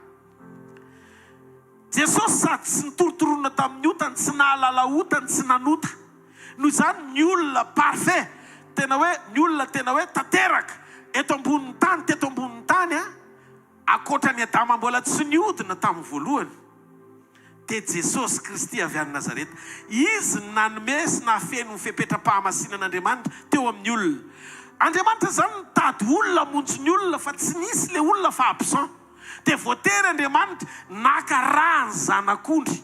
Io le rany zanak'ondry io, le biby, le nazaraiko teto tamin'ny heriny, hoe biby nalain'Andriamanitra ny odiny. Dia tsy hita mihitsy hoe taiza inona ary io biby io, satria tsy voalaza ao amin'ny boky Genesis toko 4. Any amin'ny noabolana ka izy toko 7:25 ny voalaza fa ny odiny dia atao fitafiana. Nefa Kristy raha namonjy antsika dia sady namonjy ny fanahintsika izy no hitafitsika izy. Zany hoe mahafeno fepetra mazanak'ondry izy. Zany hoe le fanoharana tamin'ny tandindo ny zanak'ondry naseho olona tanteraka tao hoe Jesosy zany taty aoriana. Rehefa vita ny famonjena dia lalana anehoana fa nahatongavan Jesosy dia tonga hamonjy ny olombelona rehetra izy. Tsoroko aminareo fa ny zanak'ondry ny vonoana tsy namonjy an'izao tontolo izao. Fa pahany teo amin'ny Israely nanehoana ny fahatongavan Jesosy Kristy, ho Mesisy Kristy amonjy izao tontolo izao. Zay nahatonga ny nahatongavany, maneho ny fepetra-pitiavan'Andriamanitra ambony indrindra ny olombelona rehetra. Toy izao ny tiavan'Andriamanitra an'izao tontolo izao, fa tsy Israely rery. Atsangany an-tanàna izay mandeha. Ao amin'ny ohabolana toko 7:20 azontsika raisina kely aloha. Andreo mandeha malaky be loatra tsika. Aleloia. Zao ny voasoratra ao amin'ny anaran'i Jesosy. Ny zanak'ondry dia azonao fitafiana ary ny osy amidinao tany. Tetenjany ny zanak'ondry dia azahoanao fitafiana manondro an Jesosy. Dia teo no nahatanteraka ny fahamarinana teny amin'ny Apokalipsy toko 7:20 ny andininy 7. Ozy izy ny tenin'Andriamanitra hoe ary akohaka eo anoloan'ny olona rehetra monina ambony tany, eo aminy ny olona rehetra monina ambony tany, izay tsy manana ny anarana voasoratra eo amin'ny boky ny fiainan'ny zanak'ondry, izay voavono hatramin'ny fanorenana izao tontolo izao. Zanak'ondry voavono hatramin'ny fanorenana izao tontolo izao. Zany hoe efa vonona mialohan'ny fotoana iodinan'ny Adama, ny fahavonona ny ody zanak'ondry atafy n'Andriamanitra azy. Andriamanitra zany le manambara ny farany hatramin'ny voalohany ary milaza zay mbola tsy nitranga akory. Dia hitatsika ny voalaza Romana 3:20 hitafio Jesosy Kristy ary aza mianofo atanteraka ny filany. Zany hoe ny fitafitsika ny Kristy zany dia maneho toe-panahy tsy be fanahina amaly ny filany nofontsony. Zay zany ny olona atao hoe mitafy amin'ny Kristy. Aleluia. Zao no izy, le hoditra no natafy any Damaseva, zanak'ondry. Fa le hitafiana ao aty aoriana Jesosy Kristy. Zay no nahatonga an Jesosy tsy maintsy maty, nidina ho any amin'ny fiainatsita, mba hahafahany mamoaka an'ireo olona rehetra tsy mbola nandray famonjena maty ny alohan'ny fotoana nahatongavany. Dia voalaza ao amin'ny bokin'ny Matteo, ao amin'ny bokin'ny Matteo voalaza fa rehefa nitsangana izy ka nitritra ny lamba teo amin'ny tempoly, dia taorian'ny fitsanganana dia nisokatra koa ny fasan'ireo maty rehetra. Navoaka zany nanao escale teto an-tany. Zany hoe tamin'ny fitsanganan'i Jesosy tamin'ny maty zany dia tsy izy rery no nitsangana, fa Jeremia ny rehetrarehetra ireo tany aloha mpanompon'Andriamanitra natsangany daholo. Zay le hoe fitsanganana fahobe. Rehefa iverina koa zany Jesosy dia fiverenana apakatra an'izay maty rehetra ho atsangany fahobe. Misy zany ny fananganana fahobe rehefa miverina ny fananganana fa tapitra amin'ny periody mpananganana. Azonareo izy. Dia zay mahatonga Jesosy milaza hoe amin'izay fotoana isehoany zay ny fahafatesana no reseny ka levona. Levona ny fahafatesana. Satria miampita ao mandrakizay miaraka aminy ny zanany. Fa androany mbola tsy levona ny fahafatesana, fa lalany ampitana makany amin'ny fiainana raha tsy miverina Jesosy. satria ty nofo ty zay manandevo anao sy idirany devoly mahatonga anao andaingy angalatra isoloky anaonao foana anao tsy fahamarinana filana maro samihafa katena kaprisy soda ty nofo ty tsy namanao io satria tsy araka aminao mandrakizay io fa raha miveriny Jesosy na io manjavona na io lo mialohan'ny fotoana iverenany dia le tena ianao le hitafinao anomanana anao androany fiainam-panahinao ao anatiny ho fiainam-panahy anjakan'i Kristy sy ny fanahy masina manomana anao mialohan'ny fotoana novany ianao miova ao anaty aloha fa hovaina eny ivelany. Tsy maretiaka ho an'ny tompoko. Halleluja. Rehefa miresaka momba ny famonjena ny tenan'Andriamanitra dia nanao an Jesosy Kristy ho zanak'ondry izy. Ny antony tsy ny biby no niodina tamin'Andriamanitra fa olona nafarany. Aza manao an'izao ianao dia le olona nafarany niodina taminy. Noho izany hitan'Andriamanitra fa tsy voakasika ny biby ao anaty fitsarana. Dia nefa raha tsy misy raha lasaka tsy misy famonjena. Dia voatery Andriamanitra nakatandindo ny zanak'ondry tsy misy kilema. Ho tandindo ny fahatongavany Kristy tsy misy kilema ary tsy nanota mba hison'ny olona. Ny raha zanak'ondry anankiray dia mahavita manarona ny fahotan'ny zanak'Israely ao anatin'ny herintaona monja. Dia tsy maintsy mamono izy dia andika an'izay raha vao zanak'ondry no nampiasainy ho tandindon'i Kristy dia ondry be dia be ny maty isam-pianakaviana. Fa rehefa tonga Jesosy dia Jesosy Kristy rery, izy rery no olona amin'izay na feno mifepetry mpamonjena olona tanteraka sady tsy misy kilema no Andriamanitra tonga nofo hamonjy ny olona. Dia rehefa feno mifepetra tao amin'i Jesosy fanolora-tena ny ray aman-dreny no ilain'Andriamanitra hamonjy ny olona. Zany hoe raha tandindona biby no natao teo amin'ny altara dia biby maro no maty. Fa rehefa tandrify amin'ilay nandrasan'Andriamanitra amin'izay ny olona tanteraka hamonjena ny olona dia olona anankiray dia ampy hamonjy ny 4 miliara eto ambonin'ny tany. Noho izany izy no ilainao, izy no ilaiko, ny famonjeny no iriko. Raha Jesosy ho tompo sy mpamonjy ny fiainanao manokana, avelao izy ho tonga tompo anam-pahefana anapaka ny fiainanao. Natongavany dia naka ny endriky ny zanak'ondry tandindony izy. Ary tsy maintsy nitondroany ny profeta Jean Baptiste ny mahazanak'ondry azy mba hahalalany Israely ny rôle nahatongavany. Fa zao tsy mba nikatona meloa ohatran'ilay témoignage nentin'ilay zazavavy kely teto ny lomalemin'ny Israely. Dia tsy nahalala tao anaty fahamatorana izy. Ny asarobidy ny fahatongavany Jesosy mba hanomeza ny voninahitra ny Mesia izay tonga hamonjy azy, fa tsy aniliany azy arak'izay fomba hijereny ny maha-Mesia ny Mesia. Rehefa tsy biby ny hodina fa olona, satria tsy mbola misy olona tanteraka isolony maro tao amin'ny testamenta taloha, dia biby no natao fanaty isolony olona izay manantona an'Andriamanitra amin'ny raha latsaka isolony olona noho ny fahotany.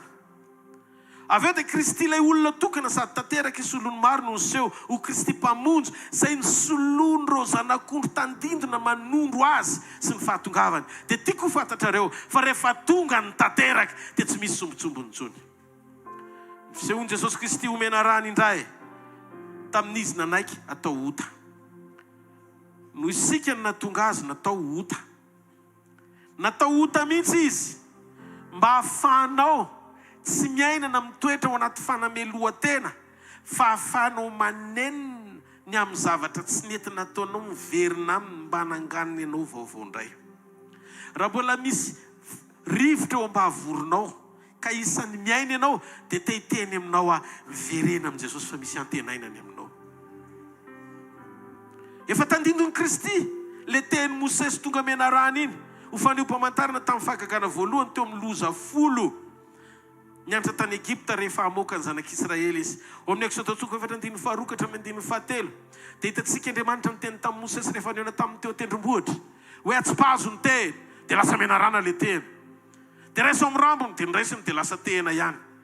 Tandindony Kristy lay azo lasa menarana, satria rehefa nandinika ny tenin'Andriamanitra ao amin'ny Isaia 1:1, ny tenin'Andriamanitra dia milaza ao amin'ny bokin'i Isaia fa Jesosy Kristy dia noarina tahaka ny hazo mitsimoka avy amin'ny solofony Davida. Raiso kely vetivety ny tenin'Andriamanitra amin'ny bokin'i Isaia io. Lao mihitsy jerentsika Isaia 1:1. Osisy ny tenin'Andriamanitra, ary izy solofo mitsimoka eo amin'ny fotoky Jese, ary izy mitrebona avy eo amin'ny fakany, manome fanoharana momba ny hazo izy tahaka le tena. Dia ny 10 amin'ny anaran'i Jesosy, ary amin'izany andro izany ny solofony Jese izay hitsangana ho fanevany firenena ile famonjena. Dia izy Jesosy mitondroa satria granty no nitadiavin'ny jentilisa ary ny fitoerany dia ho voninahitra. Amen. Dia io fanoharana momba ny teny Mosesy lasa menarana io dia manondro an'i Jesosy, satria le teny Mosesy rehefa natsipy dia lasa menarana, nefa rehefa natsangana le tena dia nasiana tandindon'le menarana mivoaka avy eo amin'le tena ho famonjenan'i Israely. Menarana réel no ilain'ny Farao. Exode 7:9-12. Rehefa natsipoka tonga ny fahagagana voalohany dia ozy izy hoe meo an'i Arona iny dia izay voatsipony. Natsipony Arona le izy teo amin'ny rehefa miteny Andriamanitra mahakasika momba ny fanafahana an'Israely amina délivrance hiala tsy handevo an'i Egypte. Teo anatrehan'ny Farao no nitenenan'Andriamanitra hoe meo an'i Arona ny tena, dia avelao izy no natsipy azy. Natsipy le tena dia lasa menarana réel no ilain'ny Farao, satria misy menarana tokony ho atelina be dia be ho ao anatin'le menarana goavana avy amin'ny tehana izay an'i Mosesy nomena an'i Arona. Proof reo endriky ny faharatsiana rehetra dia noentin'le menarana tao anatin'ny doly. Rehefa natsipy ny Farao sy ny mpimasi ny tena dia tonga menarana fa nateliny ny an'i Arona daholy neny tao Egypta ray manontolo. Zay no natonga tany Egypta tsisy tena tsony. Endriky ny fahotana le izy noentiny tamin'ny tenany atsakany entanan'izay. Dia rehefa avy eo naseho fanoharana amin'izay ho menarana varana na sandratry Mosesy ho an'i Israely indray, tsy menarana réel itelina menarana manaikity, fa menarana sary maneho an' Jesosy eo amin'ny hazo fijaliana, satria Jesosy tsy menarana fa Jesosy zanak'Andriamanitra. Sary no ilaina. Dia zao ny zavatra nahavariana izay nibanjina n'le menarana fa tsy nijery an'i Mosesy no velona. Dia iny le fotom-panandratana ny mesazinao ho afatra manondro ny hazo fijaliana, satria izay nijery an'i Mosesy dia maty, fa izay nijery an'le menarana dia velona. Ny filazantsarako tsy filazantsara toriko aminareo anondro anokafana masonareo fa olona ampiasain'Andriamanitra. Tsia! Fa ny filazantsarako dia filazantsara anondro anareo lehilahy anankiray mifantsika teo amin'ny hazo fijaliana sady tia anareo ny namonjy anareo. Izy rery mpanjaka hiverina sy hanafaka anao ary hampakatra anao ao aminy. Somary eteka ao an'Andriamanitra. Zany ny filazantsara izay toriko aminareo. Halleluja. Mafantatrao ve? Teto io azo teny io ny tonga menarana, ary menarana indray avy amin'ny teony io no nitelina ny tenyreo mpimasy rehetra izay tonga menarana tao amin'ny lapa. Exodosy 7:7-8 ny teny an'izany ny tenin'Andriamanitra. Iny teny iny ihany indray no nentin'i Mosesy tany an'efitra ka nanaovan'ireo fanehoam-pamantarana maro rehetra rehefa niatrikady izy maro samihafa tamin'ny mampanompo ny raha n'Andriamanitra azy. Raha adika hoeto miaraka aminao io teny io, hoeto zany hoe le tena tandindon'i Kristy maneho présence. rehefa misomanifeste ny grasy na ny fahasoavana dia tadidio Andriamanitra afaka miditra tsedra toy ilay tena manafaka amin'ny fanehoam-pamantarana sy fahagagana mba hanehoana amin'ny Egiptianina ahafahany mamotsitra ny zanany hiala tsy handeha tany Egipta. Zay no mahatonga ny loza folo famantarana folo ny namoahana ny Israely ny délivrance dia tadidio tany Egipta amoahana ny zanak'Israely dia lala-panehoana amintsika androany fa ny loza folo sy ny fahagagana folo nataon'Andriamanitra tany dia ho amin'ny tanjona amoahana ny zanak'Israely tsy ho ao Egipta. Fandidy folo tany anefitra nampiasain'Andriamanitra amoahana any Egipta tsy ho ao anatin'ny zanak'Israely. Ny famonjena dia ny fifamenoan'ireo zavatra anankiroa ireo. Ianao tafavoaka ho tonga zanak'Andriamanitra par sa grâce. Fahasoavana namonjena antsika. Tsy nisy avy amintsika fa avy aminy. Fa rehefa tafavoaka ianao tonga zanak'Andriamanitra dia niasa ny fanamasina amin'ny alalan'ny famonjena mamoaka any Egipta tsy ho ao anatinao.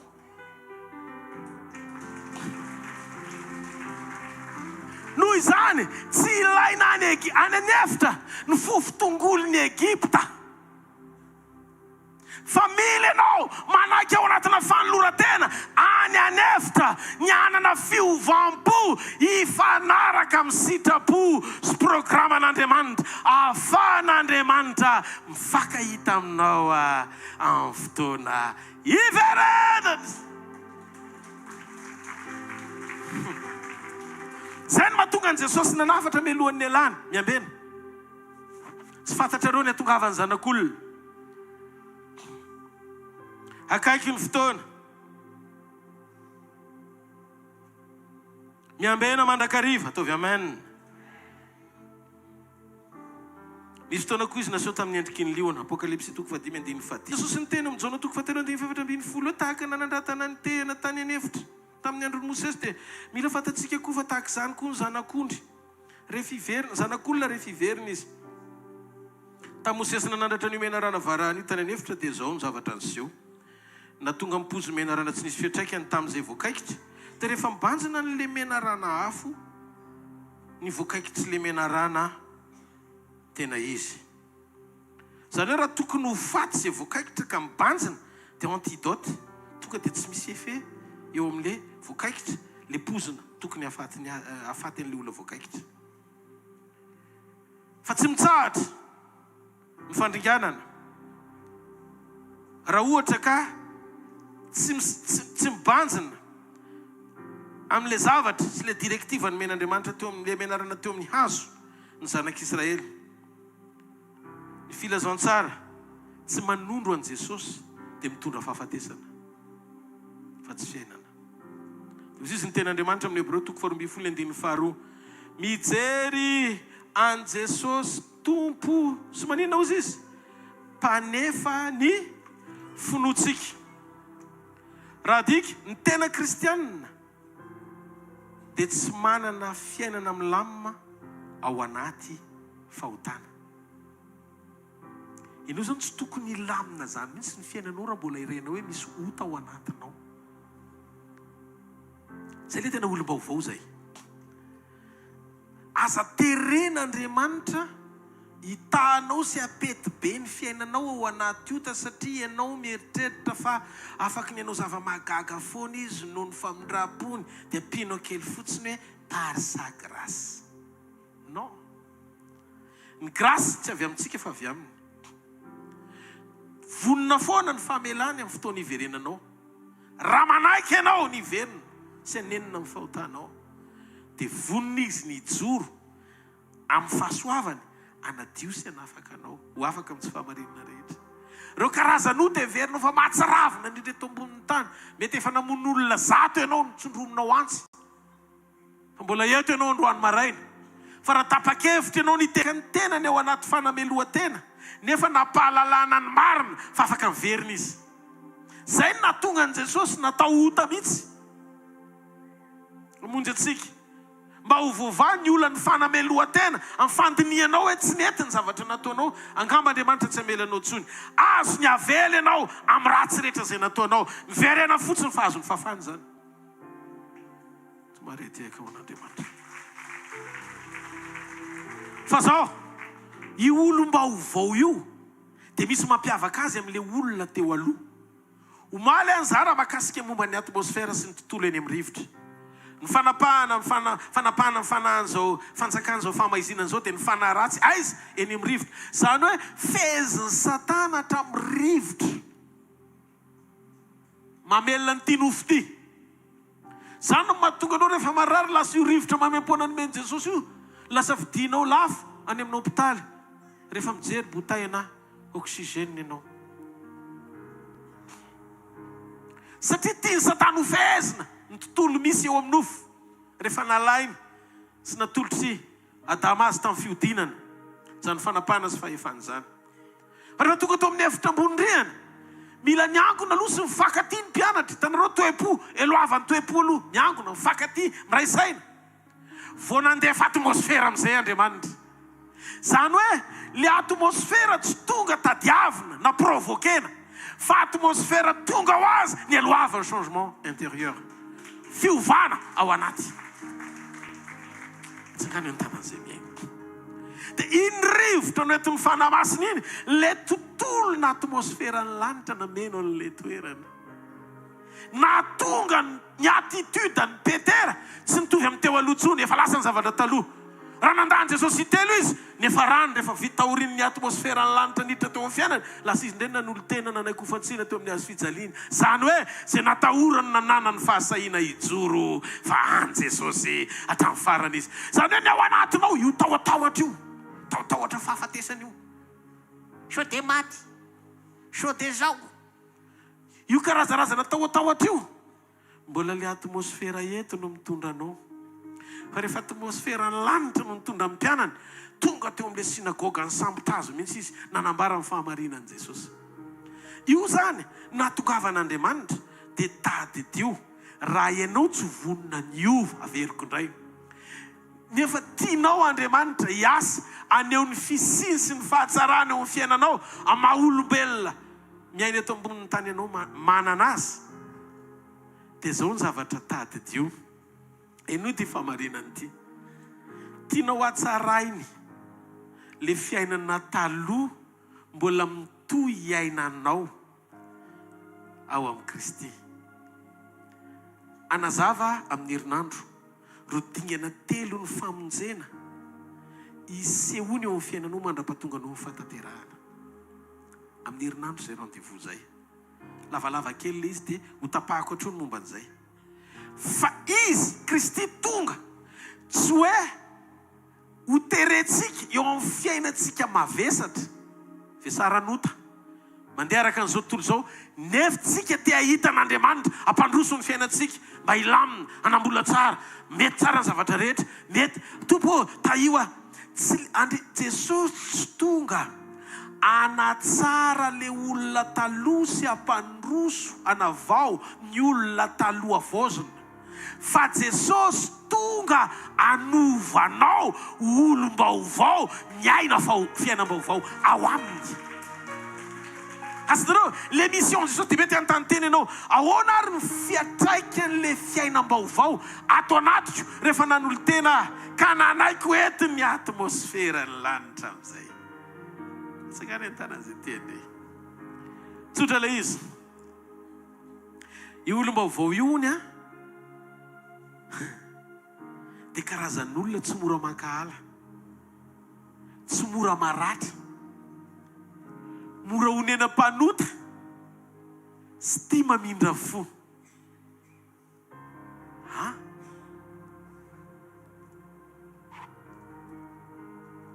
Zany ve?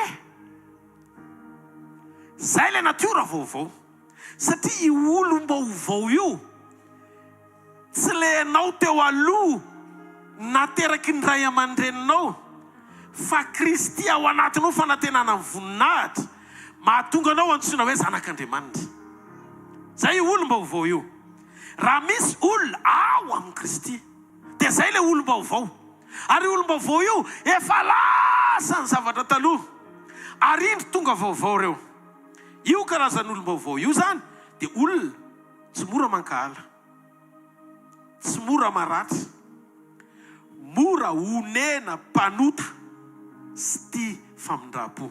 Jereo masony eo akaikinao, zay ianao zay hoe. Andao antsika eritreretra hoe fa manino ny Davida nakany Jesosy taranaka ranofo mba hivalidena ny mahataranany azy tamin'ny Joseph rehefa tonga nofo Andriamanitra. Nisy toe-pony Davida nakasitran'Andriamanitra ka natonga azy voalaza any amin'ny asan'ny apôstôly tonga teny ambin'ny 15 hoe efa nahitany Davida mpanompo koa. Za no mitady azy tany ampiandrasan'ondry. Anao ny sitrapoko rehetra. Dia ahoana io sitrapon'Andriamanitra io? Inona le ohatra anankiray tena hoe exemple tena hoe ohatra azo-tsapahitanana tokony iainanao amin'ny fiainam-baovao amazanak'Andriamanitra anao. Misy mba te-handre an'izay ve? Mba tsakany ny tanan'izay te-handre an'izay. Mbola olona andresahako eto, olona tao hoe Davida. Raha jerentsika ny tantaram-piainan'i Davida dia olona nampahorin'ny mpanjaka tao hoe Saoly izy. Ary nisy fotoana izy tena nijaly. Tsy maintsy ny sary adala tany amin'ny Abimeleky izy. Ohatry ny mody adala zany mba ahafahany miala any amin'ny fireneny, hialoka any amin'ny firenena zay no reseny. Any amin'ny misy andry Goliata tany amin'ny Filistina. Nisy fotoana izy tao anaty fanenjena, nanjenjena tena nitadiavina mihitsy izay mahita azy dia ho hainy tidy. Mafy nanjo azy fa nisy fotoana pression tena mafy be ohatry zany, fanerena mafy be ohatry zany, fanenjena mafy be ohatry zany. Tokony hoe opportunité ho anazy natongavany Saoly tao anaty zoy amin'ny azy. Ndao ny hvkl mihitsy dia ho hitanareo fipetraky le zavatra mitrany. En plus nisy nitsangana ho mpaminany mihitsy ny mpiaradia taminy hoe zao ny lazainy Jehovah. Alléluia. Samuel voalohany toko 7:20. Ny andiny fahatelo ka hatramin'ny 7:20. Alô vakiko malakilaky. Ary Saoly naka 3 lahy voafantana tamin'ny Israely rehetra ka lasa nitady an'i Davida sy ny olony tany amin'ny vato lampy nosy dia. Ary tonga teo amin'ny valan'ondry tamoron-dalana izy dia nisy zoy ka niditra tao Saoly mba hiavela, zany hoe akaina. Nefa Davida sy ny olony efa mipetraka tao anatin'io zoy io. Ary ny olon'ny Davida taminy, zao no andro nilazainy Jehovah tamina hoe indro atolo teo an-tananao ny fahavalo ataonao arak'izay sitraka ao. Hitanao zany teny zany ohatrany hoe zany teny zany dia manambara hoe fampaherezana tsika. Ianao ve tsy efa leo ny zavatra misy ary efa ela ianao no tadiavo ny ainao. Izy ty efa mitonatonona ato anaty lavaka. Asio le roa amin'ny anaran'i Jehovah. Dia nitsangany Davida ka nitsaitsaika nanapaka ny sisy kapotiny Saoly, sisin-dambany. Nefa noho efa vita zany dia namely an'i Davida ny eritreriny. Andiny ny fahaenina. Ny sorony aloha le akanjo. Dia namely anazy ny eritreriny. No nanapahany ny sisy kapotiny Saoly. Ka hoy izy tamin'ny olony, sanatria amiko eo anatrehan'i Jehovah, raha anao zany zavatra zany amin'ny tompoko, say voahositry Jehovah ka aninjitra ny tanako aminy, fa voahositry Jehovah izy. Dia nampijanona ny mpanompony tamin'izany teny zany Davida, ka dia namela azy hitsangana ka tsy namela azy hitsangana amely an'i Saoly. Ary Saoly nitsangana ka dia niala tao amin'ny zoy, dia nandeha tamin'izay nalehany. Ary rehefa afaka zany dia mba nitsangana koa Davida ka niala teo amin'ny zoy koa, dia niantso an'i Saoly ka nanao hoe, ry mpanjaka tompoko. Ary no nitodika azy Saoly dia niondrika tamin'ny tany Davida ka niankohaka. Ary Davida tamin'ny Saoly, nahoana ianao no mahakavavan'olona hoe indro Davida mitady anisy ratsy ianao.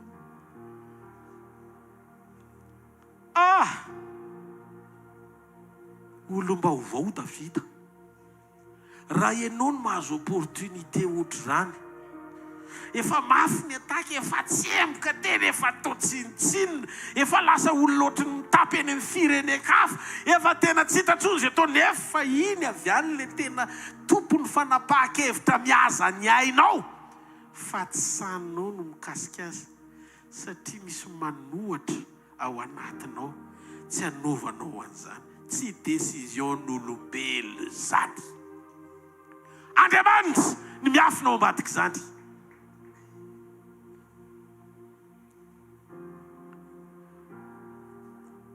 Tompo, ameo lesona izahay. Ny olona tena manana ny fanan'Andriamanitra velona ao aminy dia hanana ny fanamasina fahefana, ny fony sy ny fanapahan-keviny sy ny momba azy rehetra. Namaly an Davida ny eritreriny. Eo amin'ny 9:4. Inona ny zavatra nitranga vakitsika teo ao? Eo amin'ny 9:4. Nefa noho ny efa vita zany dia namely an Davida ny eritreriny. Ny fampaherezana efa mipiaradia amin'ny rehetra no milaza hoe io asio le roa. Fa ny tao anaty eritreriny, ny ainy eritreriny izy fa tsy ny ainy vavan'olona. En plus, opportunité na tombontsoa ampangina sy ampiato ny fampahoriany, ny fahafatesany Saoly. Fa tsy niditra tsetra izy nanapa-kevitra anao zay mampety azy, fa voasaka ny feon'ny eritreriny avy amin'ny fanamasina, anao zay mampety an'Andriamanitra hatramin'ny farany.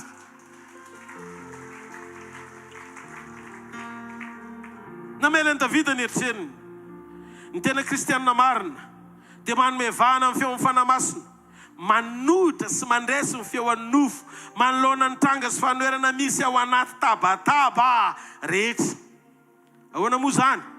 Sika milaza fa kristianina kanefa sika rehefa manota tena hoe manao zavatra tsy mety, dia misy fotoana azy tranquille, ohatry milamina zany ihany. Mila tonga ohatry ny Davida ny fonao a. Na dia zavatra toy ny manampy ohatry ny valim-bavaka vetivety ampitsahatra ny fiainanao zany. Raha maty Saoly, raha nofo dia mety be ny hoe maty Saoly, fa ny sitrapon'Andriamanitra kosa dia manohitra ny fieritreretany Davida tao anatiny laza hoe no, tsy mety zany. Ny tena irian'Andriamanitra amin'ny olony dia isika manana fiainana mora zaka amin'ny fanamasina, ny feo amin'ny fieritreretantsika. Ao amin'ny feo amin'ny fieritreretana amin'ny fanahy bitsika. Feo amin'ny vatanao dia ny fahatsapahanao, ny fihetseponao dia ny feo amin'ny fisaitsainanao, fa ny feo amin'ny fieritreretanao ny feo amin'ny fanahinao.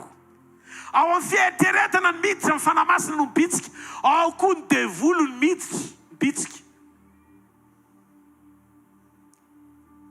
Zay mahatonga Paoly milaza, zay nanompo an'Andriamanitra tamin'ny fieritreretana madio, pur. Rehefa feno tenin'Andriamanitra ao anatinao ka ampiasanao ny teny, dia hoentiny fanamasina amin'ny feon'ny teny makao amin'ny feo amin'ny fieritreretanao, mamerina anao ao amin'ny volontén'Andriamanitra na ny sitrapony. Aza velo voapetaky ny vy mahamay ny fieritreretana, iaina sy ho tafatoetra ao anaty toromaso nefa ao anaty ota.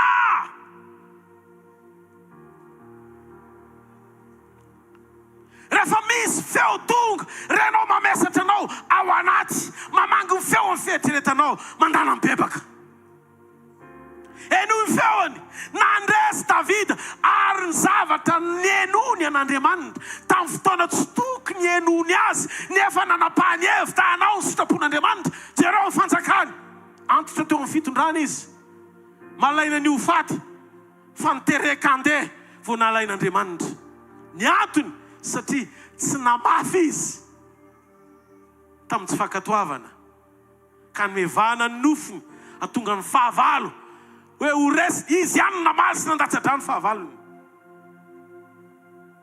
Diovy ny tananao, aza vela isy aina very eo amin'io tananao io ka namafisanao aloha. Mety efa ny aina n'izany ianao, na mety efa latsaka tao anatin'izany ianao, fa androany aty anaitra anao miverena amin'i Jesosy, fa vitan' Jesosy no mamela an'izany.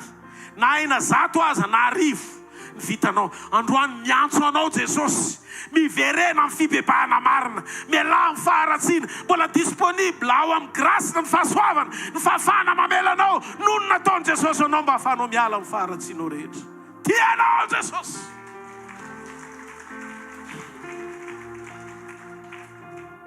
Alleluia.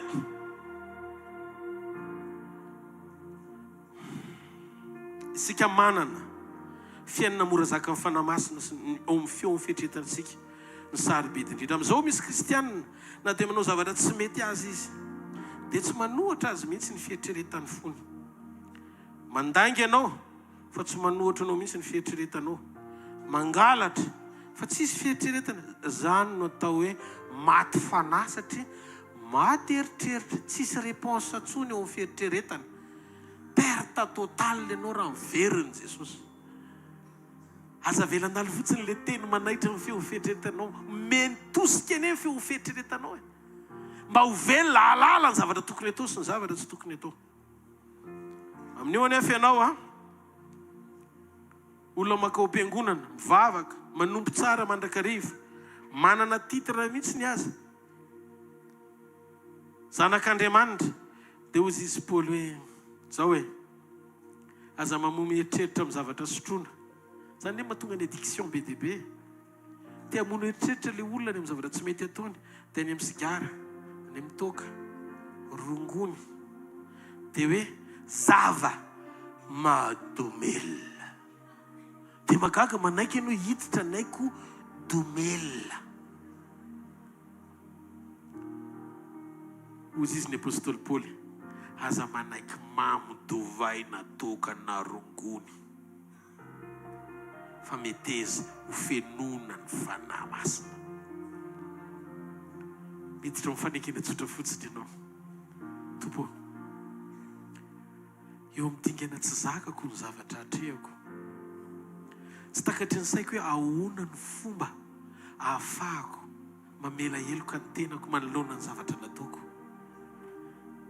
Dia zao koa no avalin'i Jesosy ianao. Tsy vitanao mamafa ny lasanao, fa ny zavatra azonao atao manapa-kevitra hanatsarako no avinao miaraka amiko. Nahafatesako 2 taona lasa mialohan'ny fotoana nahaterahanao ao amin'ny grâce na fahasoavana, dia vonona mialohan'ny fotoana nahaterahanao ny famonjena amelako anao mba novako anao olo-baovao.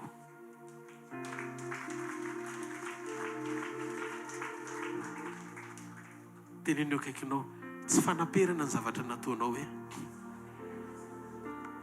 fa mandrosoa mba hizotra hisitraka ny zavatra nataony hoe. Tianao Jesosy hoe avela ho any fotsiny le faharatsiana, adonoy le tsy fahamendrehana, dia mibeba marina hoe mba hahatonga anao olo-baovao, miaina ny fiainam-baovao. Atsangany an-tanan'izay mino hoe zay mihitsy ny antony ty fivoriany ty. Alleluia. Tsangany eo amin'ny toerana misy anao.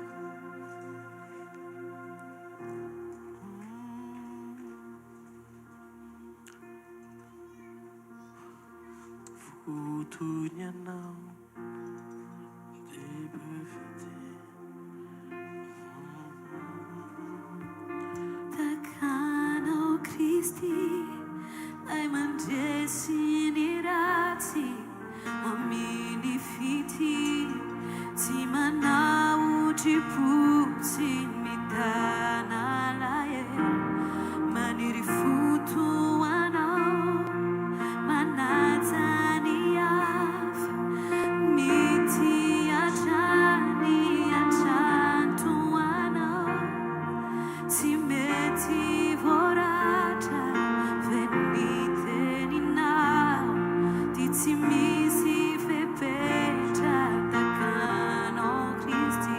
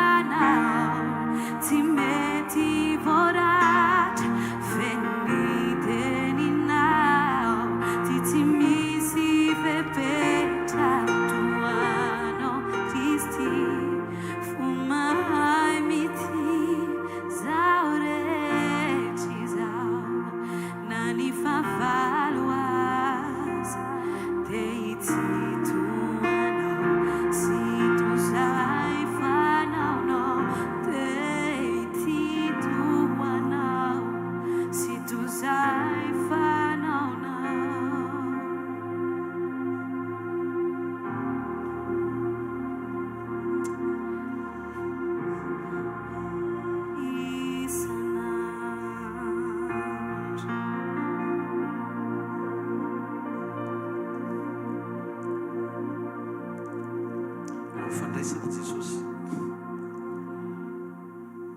dia mitondra antsika ao anatin'ny fisaitsai-pahatsiarovana dia hozy izy hoe zao no atao fahatsiarovana Kristiny tsaroana nefa mofo mivakina Kristiny tsaroana nefa ranom-boaloboka no sotroana ary efa misaintsika amin'ny Kristy dia misaina ny toepony misaina ny fanaony misaina ny fijorony misaina ny fiatrehany ary indrindrindrindra misaina ny fitiavana eo am-pandiniantsika mialohan'ny fandraisana dia misaina hoe hatraizan'ny toerana misy ny foko manoloana ny fony zay tia tiavany akana amin'ny rano fo tamiko mba hiainako ny fisiny sy ampahazo aina azy atao anatiko raha eto ianao androany maraina tena renao ao anaty tena za Jesosy miteny ninao androany tena za no lazainao isaka izay fotoam-pivoriana dia reko mihitsy hoe mivantana amiko ny teninao dia matsiaro ny fanambarany boky Hebreo hoe fa ny tenin'Andriamanitra dia maranitra tahaka ny sabatra roa lela manindrona ary mampisaraka sy zavatra tsy araky ny sitrapon'Andriamanitra rehetra ao anatinao ongotany esoriny ary ampitoheriny hanapaka omponao ny sitrapony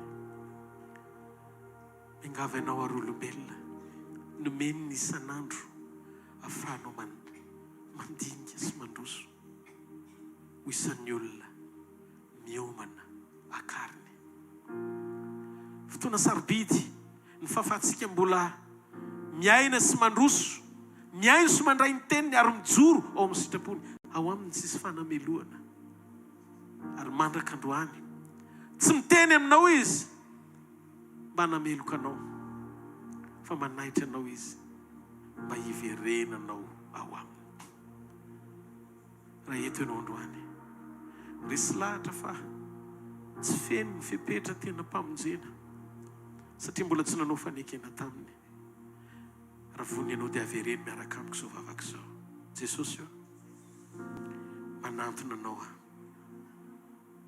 mamindrafo amiko mamelany fahotako rehetra inty Jesosy mila anao ny fiainako mandrosoa tompoko manapa eo amin'ny fiainako soraty eo am-boky ny fiainana ny anarako vonina no anao mandrakizay zanak'Andriamanitra ary azo mandrakizay amin'ny anaran'i Jesosy amen.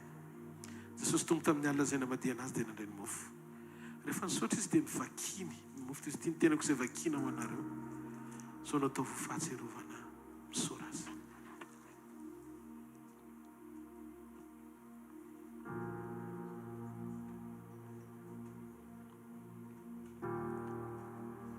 misaotra Jesosy misaotra fa mahatsiaro zay ny tenanao izay nivakina ho fanasitrana ny fanahana ny ainay sy mombanay manontolo mena sy misitraka an'izany zay ankehitriny mafanomeza-boninahitra anao sy fisaorana anao raiso ny voninahitra ny amin'ny fiainanay ao aminao anjakanao sy tapahanao tahaka izany koa ny ranom-boaloboka ho Jesosy hoe tiandrano fanekena vaovao amelako ny elokareo sy ny fahotanareo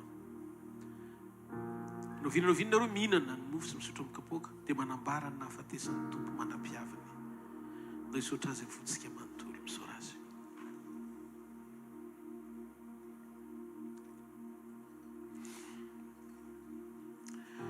misaotra Jesosy, misaotra ny amin'ny zavatra rehetra izay nataonao eo amin'ny fiainanay, izay tena manam-pahatsiarovana hoe voky soa miaraka aminao. Misaotra amin'ny famonjena, misaotra amin'ny fitiavana, misaotra amin'izay vitanao rehetra, ny fiaretanao mandrakandroany, iainanay sy izoranay misitraponao mandrakizay, tianay ianao mpanjakanay, malalanay mandrakizay. Misaotra Jesosy. Amen. Natao hitiatarana mafy ny tompo a. Mahaza ho toerana vetivety aza mbola misy miala, fa izy filazana dia aorinan'ny filazana izy vavaka. Zadino fotoana izay rahantsika hvkl ministry, izay zareo ihany moa ny anonona azy rehefa avy eo aty anoloana amin'ny filazana, dia eo ihany koa ny fotoanantsika isaky ny latsinainy sy ny talata ary ny larobia, sy fotoanantsika larobia hariva koa azadino. Sarobidy be zay. Ndao ary, tainy Jesosy daholo. Alleluia. Miaravantsika amin'ny anaran'i Jesosy. Mampanatanterahana ny fanatitra sy izay rehetra omenao an'Andriamanitra. Dia azadino araka ny fampatsahivana isan'andro fa ny fonao ny tena ilain'Andriamanitra.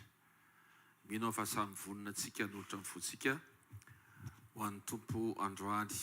Androany manokana araka ny fandraisana tamin'ny heriny sy omaly, izay manana anniversaire rehetrarehetra mois de juin, dia mandroso ety anoloana rehefa avy eo entin'ny mpanompon'Andriamanitra mambavaka.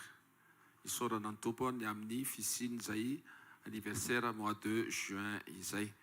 Manarak'izay dia misy ihany koa ny opération cake izay karakarain'ny évangéliste eto amin'ity asa fanompony ity, hanao évangélisation any Tomasina zareo, dia mba mikarakara an'izay izy, dia izay mba afaka manohany ampitiavana, izay manohana ampitiavana an'izany asan'Andriamanitra izany, dia arak'izay opération cake izay, tsy hoe lavitra cake ny any aminay fa cake, dia mba manohantsika manantona ny taty Lovasoa, izy taty Lovasoa mba mitsangana kely azafady, riarindry izy dia mba manantona azy izay mba afaka manohana ny asan'ny évangéliste hitory ny tenin'Andriamanitra ny amin'ny faritra Atsinanana any. 2 alina ariary ny cake anankiray, raha ilay mpanao cake ilay tena mahay manao cake, tsy teneniko eto ny anarany fa fantatsika hoe izy manao an'ilay cake, dia cake tsika zany ao anatin'izay. Livraison amin'ny herin'ny androany, anaovana livraison androany ianao zany manao commande na amin'ny sekoly ihany koa raha mahita ny taty, dia livraison amin'ny herin'ny androany eto amin'ity toerany ity. Araky ny ambara ihany koa izay mbola tsy niova hatramin'izao, dia misy ny sekoly isa maraina manomboka amin'ny fitoraka hatramin'ny 7 ora sasany etsy amin'ny super U Analakely Azadino mandrakarivo. Fa ankoatran'ny hoe tsara ny teny averimberina, dia tsara ny mandray teny, satria ny teny fiainana. Matoa ianao izay tsy mahazo aina, mety tsy ampy teny ianao izay, dia alohan'ny hatrehana ny journée dia andana maka aina, le aina tena aina alaina, dia le aina avy any amin'Andriamanitra. Sekoly isa maraina super U, ny latsinainy manokana dia sekoly mpamana olana, ny talata sekoly mpanasitrarana, ny alarobia dia sekoly fanambiana toetra sy tokantrano. Dia aorianan'izay ny alarobia hariva arak'izay fanampatsahivon'ny mpanompon'Andriamanitra teo, dia eto amin'ity toerany ity misy isaky ny alarobia hariva ny école biblique, mila mianatra tsika. Sa misy efa mahay be atsangano tanan'izay tena io baiboly io dia haiko tsy enjery, tsisy, dia mila feno zany ity toerany ity larobia hariva, tsisy mahay ninnininy tsika fa mila mianatra amin'Andriamanitra. Amen. Amen zany sa tsy amen? Alleluia. Dia ny alakamisy moa zany fifadikanana maraina, alakamisy manomboka maraina amin'ny 7 ora ka hatramin'ny 3 ora eo etsy amin'ny Shalom Matanimena. Dia ny zomatsika araka mahazatra ihany koa dia etsy amin'ny trambokon'olona Analakely Azadino mandrakariva mihaino ny FM 90.8 na eto Antananarivo, na ny Antsorono Mandidy, na ny Antsirabe, na ny Mahajanga, dia afaka misy an'izay. Misy ihany koa ny hvkl-mission ahafahantsika mihaino mandrakariva, mifantana na tsy mifantana ihany koa. Ataontsika isaotran'ny tompo ary mangataka anao hitsangana, dia isaotran'ny tompo tsika mifahafahantsika manantanteraka izao fanatitra izao. Injiro ty anoloana ny tananao dia isory amin'ny fonao tanteraka Andriamanitra. Ray amin'ny anaran'i Jesosy misaotra anao zay.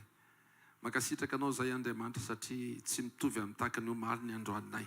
Fa ianao dia mahafantatra zavatra tsara mandrakariva mba hampitombo anay mandrakariva ihany koa aminao. Dia manantanteraka zao fanatitra zao zay satria ozy izy ianao aza miseho foana eo anatrehako tsy mitondra fanatitra. Ny tena marin'Andriamanitra ny tenanay ray manontolo ny tiana ho fanatitra. Atolotra ianao koa ny fonay ary manolotra zay avy aminao ihany zay amin'ny alalan'izao fanatitra fa folokarena sakrifisy zay omenanao zao. Tsaroviny tsirairay Andriamanitra. Ianao mahafantatra azy, ianao mahafantatra zay mavesatra, ianao mahafantatra zay zavatra ny ainany tsirairay avy. Dia ianao atsiaro azy manokana androany amin'ny anara maherin' Jesosy Kristy avy Nazareta. Alleluia, amen. Andaontsika hitehaka mafy voninahitra Andriamanitra. Alleluia. Firy aloha ny tena mino androany fa niteny taminy mihitsy Andriamanitra tena niteny manokana ho anao Andriamanitra. Dia zao atefo amin'ny fonao ny tananao. Andriamanitra ho amin'ny anaran'i Jesosy. Ao koa ireo teny fiainana rehetra voarainay androany. Tsy ny androany ihany fa netra amin'izay. Mba ho tonga fiainana novany ao anatinay. Fa namasonao mesa mahery ho fiainanay anovanay anahaka an'i Jesosy Kristy. Mba ho fantsona vatana trano fanahy toeranao zay. Atamananao sy toerana anankiray tena afakesanao foana. Mba ahafahan'ny hafa ihany koa mahita fa velona ny Andriamanitray. Ary tsy izay tsony velona fa izy ny velona atao anatinay. Makasitraka Jesosy io.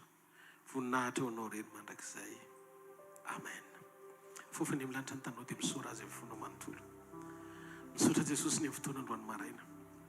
Misaotra ny amin'ny afo ny fanasitranana avy aminao manomboka mikasika fiainan'olona be dia be tonga eto amin'ny alalan'ny fiasan'ny fanamasina.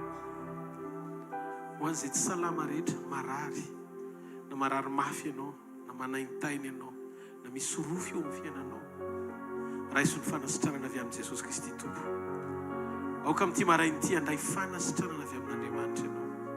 Ny amin'ny fanasitranana ny amina, ny aina, ireo ratra-po, ireo vesatry ny lasa rehetra, tsy mampahazo aina ny fahaveloman'i Kristy ao anatinao. Ka tonga anao mandrakandroany mandreteny roapolo ianao manahaka an'i Jesosy fa mandrakandroany mbola te hijoro foana ianao hiady ny adinao. Tsisy teny faranofo fotsiny mbola manapaka ao anatinao. Zany ny atao hoe vesara noty ianao. Raiso ny délivrance avy amin'Andriamanitra androany maraina. Amin'ny anaran'i Jesosy Kristy avy amin'ny Nazareta. Aoko votsitra ianao dia ho fiainan-jaza. Tena hoe madio fo be fitiavana. Tsisy kajy fa tena miaina ho an'i Kristy. Tsy miaina eto an-tany toy ny nofo matsiaro tena hoe maratra manaintaina fa tahaka an'i Kristy na rorana azy na lefonina azy dia mbola mahavita miteny hoe raha eo mamela ny elony fa tsy fantany izay ataony. Tahaka an'i Stefanina natao hoe olona feno ny fanamasina sady feno fahendrena. Etienne ozy izy rehefa tonga Paoly sy ny ekipa ny torabato azy. Aza atao elony ane zao Andriamanitra fa mamindrafo aminy. Zany toe-po zany no tokony fo ananany zanak'Andriamanitra rehetra zay tonga eto. Mianara mamela, mahay manadino zay zavatra mety mandratra anao. Tadio fa raha eto ianao mety nandratra ny hafa ihany koa. Dia hodinao fanina ny fahadisoanao. Dia nefa ianao mila fanasitranana koa avy amin'Andriamanitra amina ratra. Dia mila ianao manaiky hamotsitra eo anatren'Andriamanitra. Teneno Andriamanitra androany maraina. Ho fitsorako teo avelako ny zavatra rehetra. Fitsorako teo avelako ny zavatra. Sokafo ny vavanao. Mamela niza. Naiza misy azy. Avelao.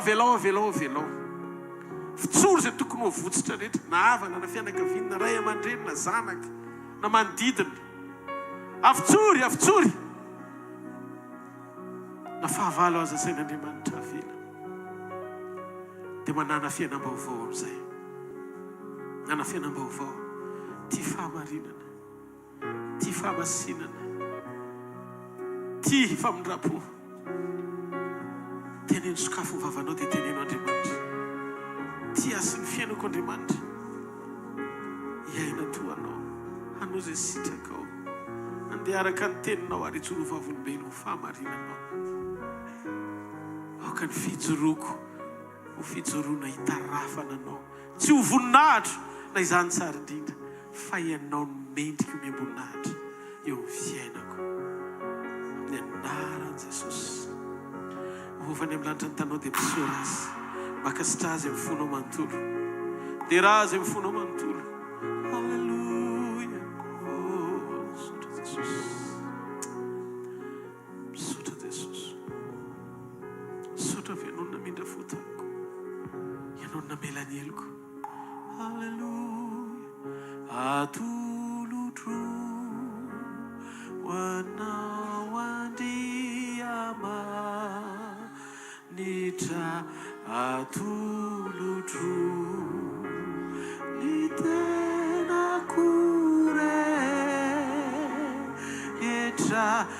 omeko anao ho varotsy ny fody, ry Tompo ray sorena sitraka.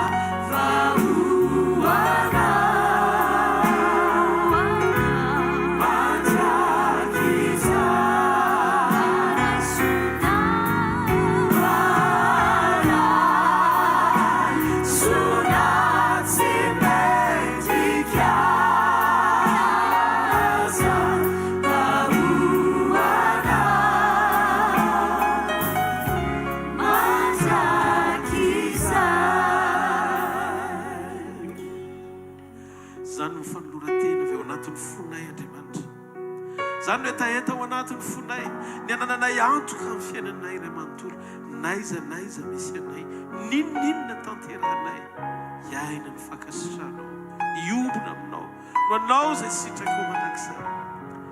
Tompo, mino izay efa nifananao masina, iaro anay, hitantana anay, ameno anay sy hitondra anay amin'ny dinga ny fahatsaranao indray, satria fantatray fa Andriamanitra tsy azo ferana ianao. Mino koa izay fa tsy hota sy mivesatra na matotra anay mandrakizay, fa ianao efa nanafaka anay tamin'ny ranao sarobidy, ary ianao nefa nanangana anay olom-baovao. Halleluja. Misaotra Jesosy, misaotra Jesosy. Taontsika hiteny amin'Andriamanitra ny fiainako ohatr'izao Andriamanitra, dia tsy noho ny amiko fa ny fahasoavanao. Misaotra raha mbola isan'ny velona misy atenaina, satria fantatro fa mbola misy zavatra tianao ho tanterana amin'ny fisiko, ny ho vavolombelo ny sitraponao mandrakizay. Halleluja. Fofany amin'ny lanitra ny tanao dia tenenao Andriamanitra.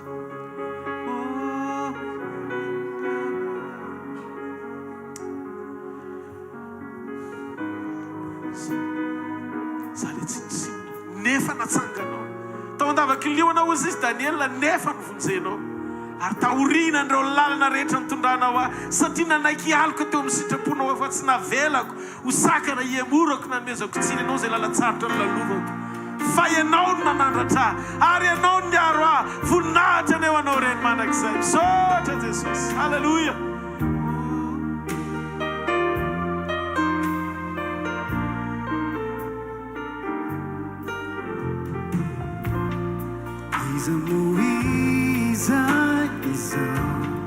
Yotraniam fali piazanao Zole ti medika anao Niandro kusisa izao Sisa yarako aminao Demula famindrapunao Farai zontos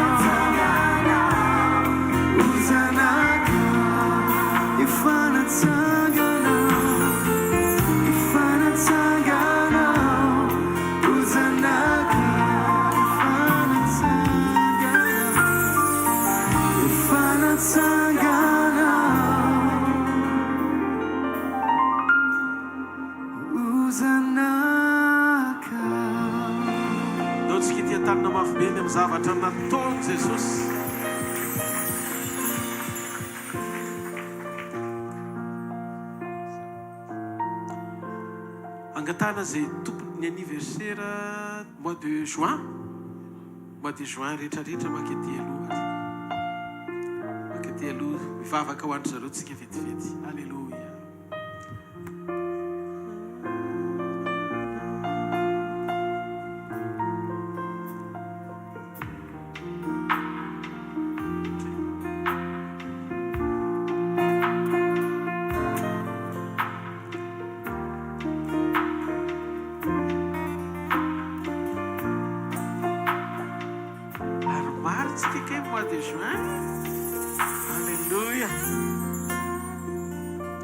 rehetra mintsitra antanatsika telo ivavaka ho andry zareo tombonandro any sy ny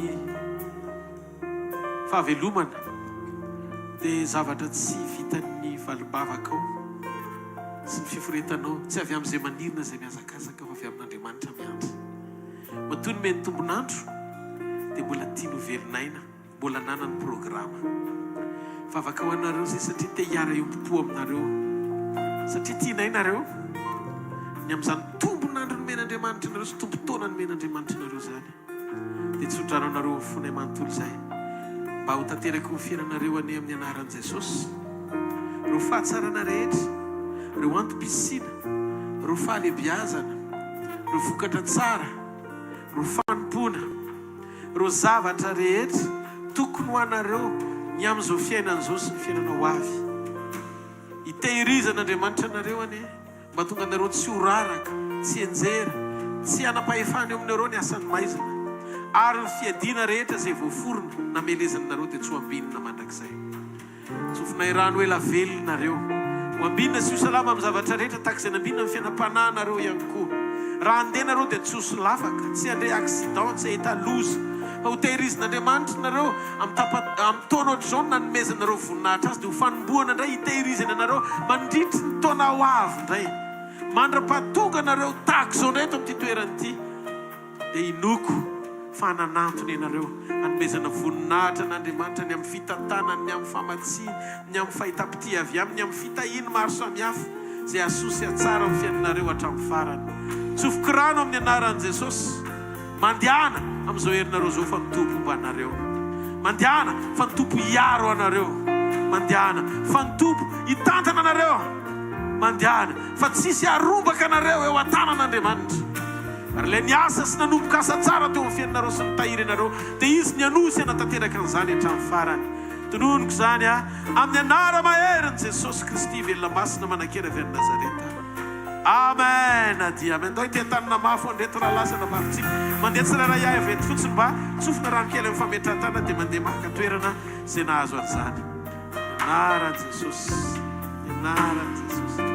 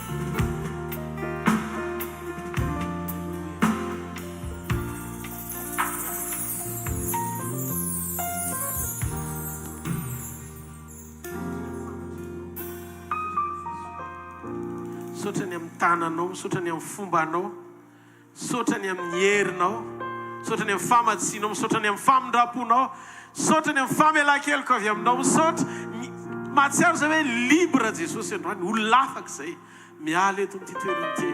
Hiatrika ny fiainanay iray manontolo, hiaina ny fandresenao, hiaina ny fahitapiti avy aminao, hiaina ny fahatsaranao indray, hiaina ny fanotronanao amin'izay zavatra rehetra andrianay. Mahomby izay, tsy raraka izany izay, mahita fity izay mahery izay satria noho ianao eo ny fanatrehanao. Misaotra Jesosy.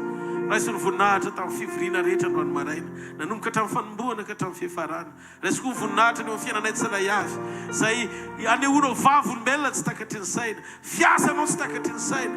Sotra ny amin'ilay hoe zao ihany ny fatra fiainanao nefa mandrakandroa mbola nataonao plus 2, mbola nataonao fois 2. Sotra Jesosy tsy zay lazain'ny olona, tsy zay lazain'ny siansy, fa zay lazain'ny pary ihany no marina eo amin'ny fiainanay, satria ianao ny tompo ny teny farany eo amin'ny fiainanay. Voninahitra aneo anao rery mandrakizay, ovafeny amin'ny lanitra ny tanao dia mifalia amin'Andriamanitra. Alleluia. Sotra Jesosy, sotra Jesosy. Dia rainy mandrakizay ny anaranao. Hitanareo ane Jehovah ka hiaro anareo. Mamirapiratra ny tavany aminareo ane Jehovah ka mindrafo aminareo. anandratra ny tavany aminareo any Jehova ka nomenareo fiadanana. Mandana amin'izao herinao zao fa ny tompo ombanao. Mandana amin'izao herinao zao fa Andriamanitra ampahery sy ampijoro anao. Mandana amin'izao herinao zao fa tsy ho raraka izany ianao. Mandana amin'izao herinao zao fa herin'Andriamanitra no hita soritra amin'ny fahasarotam-piarana, amin'ny fiarovana, amin'ny famatsiana, amin'ny fahatanterahana, momba ny fiainanao ray manontolo, ny fanahinao, ny ainao, ny tenanao. Tsy anatsiny mandra-piavony Jesosy. Tsarovy iverina izy amin'ny fotoana iverenana, tsisy ao an-tranontsonina reo menakavy fa manjavona daholo. Tsy maharetiaka ho an'Andriamanitra. Halleluja, halleluja. Firy ndresy lahatra amin'izany e. Nao ary iorakoraka mafy ao an' Jesosy. Iza ny miandry an' Jesosy? Zay rehetra miandry an' Jesosy no tia hafa mafy eo anazy ary. Amen. Aza dino fotoana kely fotsiny, 2 minitra fotsiny na 2 minitra dia izara fahasoavantsika. Mba teneno hoe bobo ero vina le fotoana dia mifiry. Pisy tompoko, le fotoana amin'ny 18 amin'ny telo amin'ny CCSK Tamena amin'ny 18 juillet ho avy izao. Dia amafisina hoe raha misy groupe-tsika mividy billet mihoatra ny telo dia atery-zareo gratuitement ny billet zany. Dia tsy aty aminay no mividy billet satria misy organisateur le izy fa misy an'le contact alefa any amin'ny réseaux sociaux dia tonga dia afaka miantsika zany, afaka mifampiresaka hoe iza ny anambatra billet dia afaka tonga dia ateriny zareo le izy. Lumiera le organisateur. Ndao ity tanina mafy antolo amin'izany. Dia anankiray faharoa ihany koa, misy ny école biblique efa nandeny voalohany tamin'ny alarobia hariva lasa teo. Ho an'izay rehetra manaraka an'io école io dia tena betsaka miteny hoe pastera, tena mba tiako raha mba ananina hoeto fotsiny, hoeto fa tsy sarany alohanao école biblique maimaimpona. Amen. Alalantsika ny fototra ao anatin'ny iorenan'ny fampianarantsika sy ny onantsika tamin'i Jesosy ao anatin'le fomba izarana an'le teny fiainana tena avy amin'Andriamanitra. Miangavy ianao raha afaka ianao dia andaontsika hianatra. Amen. Misy tableau mihitsy rehefa larobia fa tsotra an'izao. Amen. Misy tableau, misy zavatra be dia be zany momba ny fampianarana eo, dia misy certificat zaraina rehefa vita ny fampianarana, dia raiketina ao anatina boky kely rehefa vita izy zaraina ho an'ny maimaimpona ho an'izay nanatrika sy nanatanteraka ny fiofanana nandritra ny 3 volana monja. Firy hoe averena 3 volana fotsiny eny hoe. Dia izy ary no avy atsakany an-tanan'izay ho avy amin'ny larobia hariva ary zay afaka.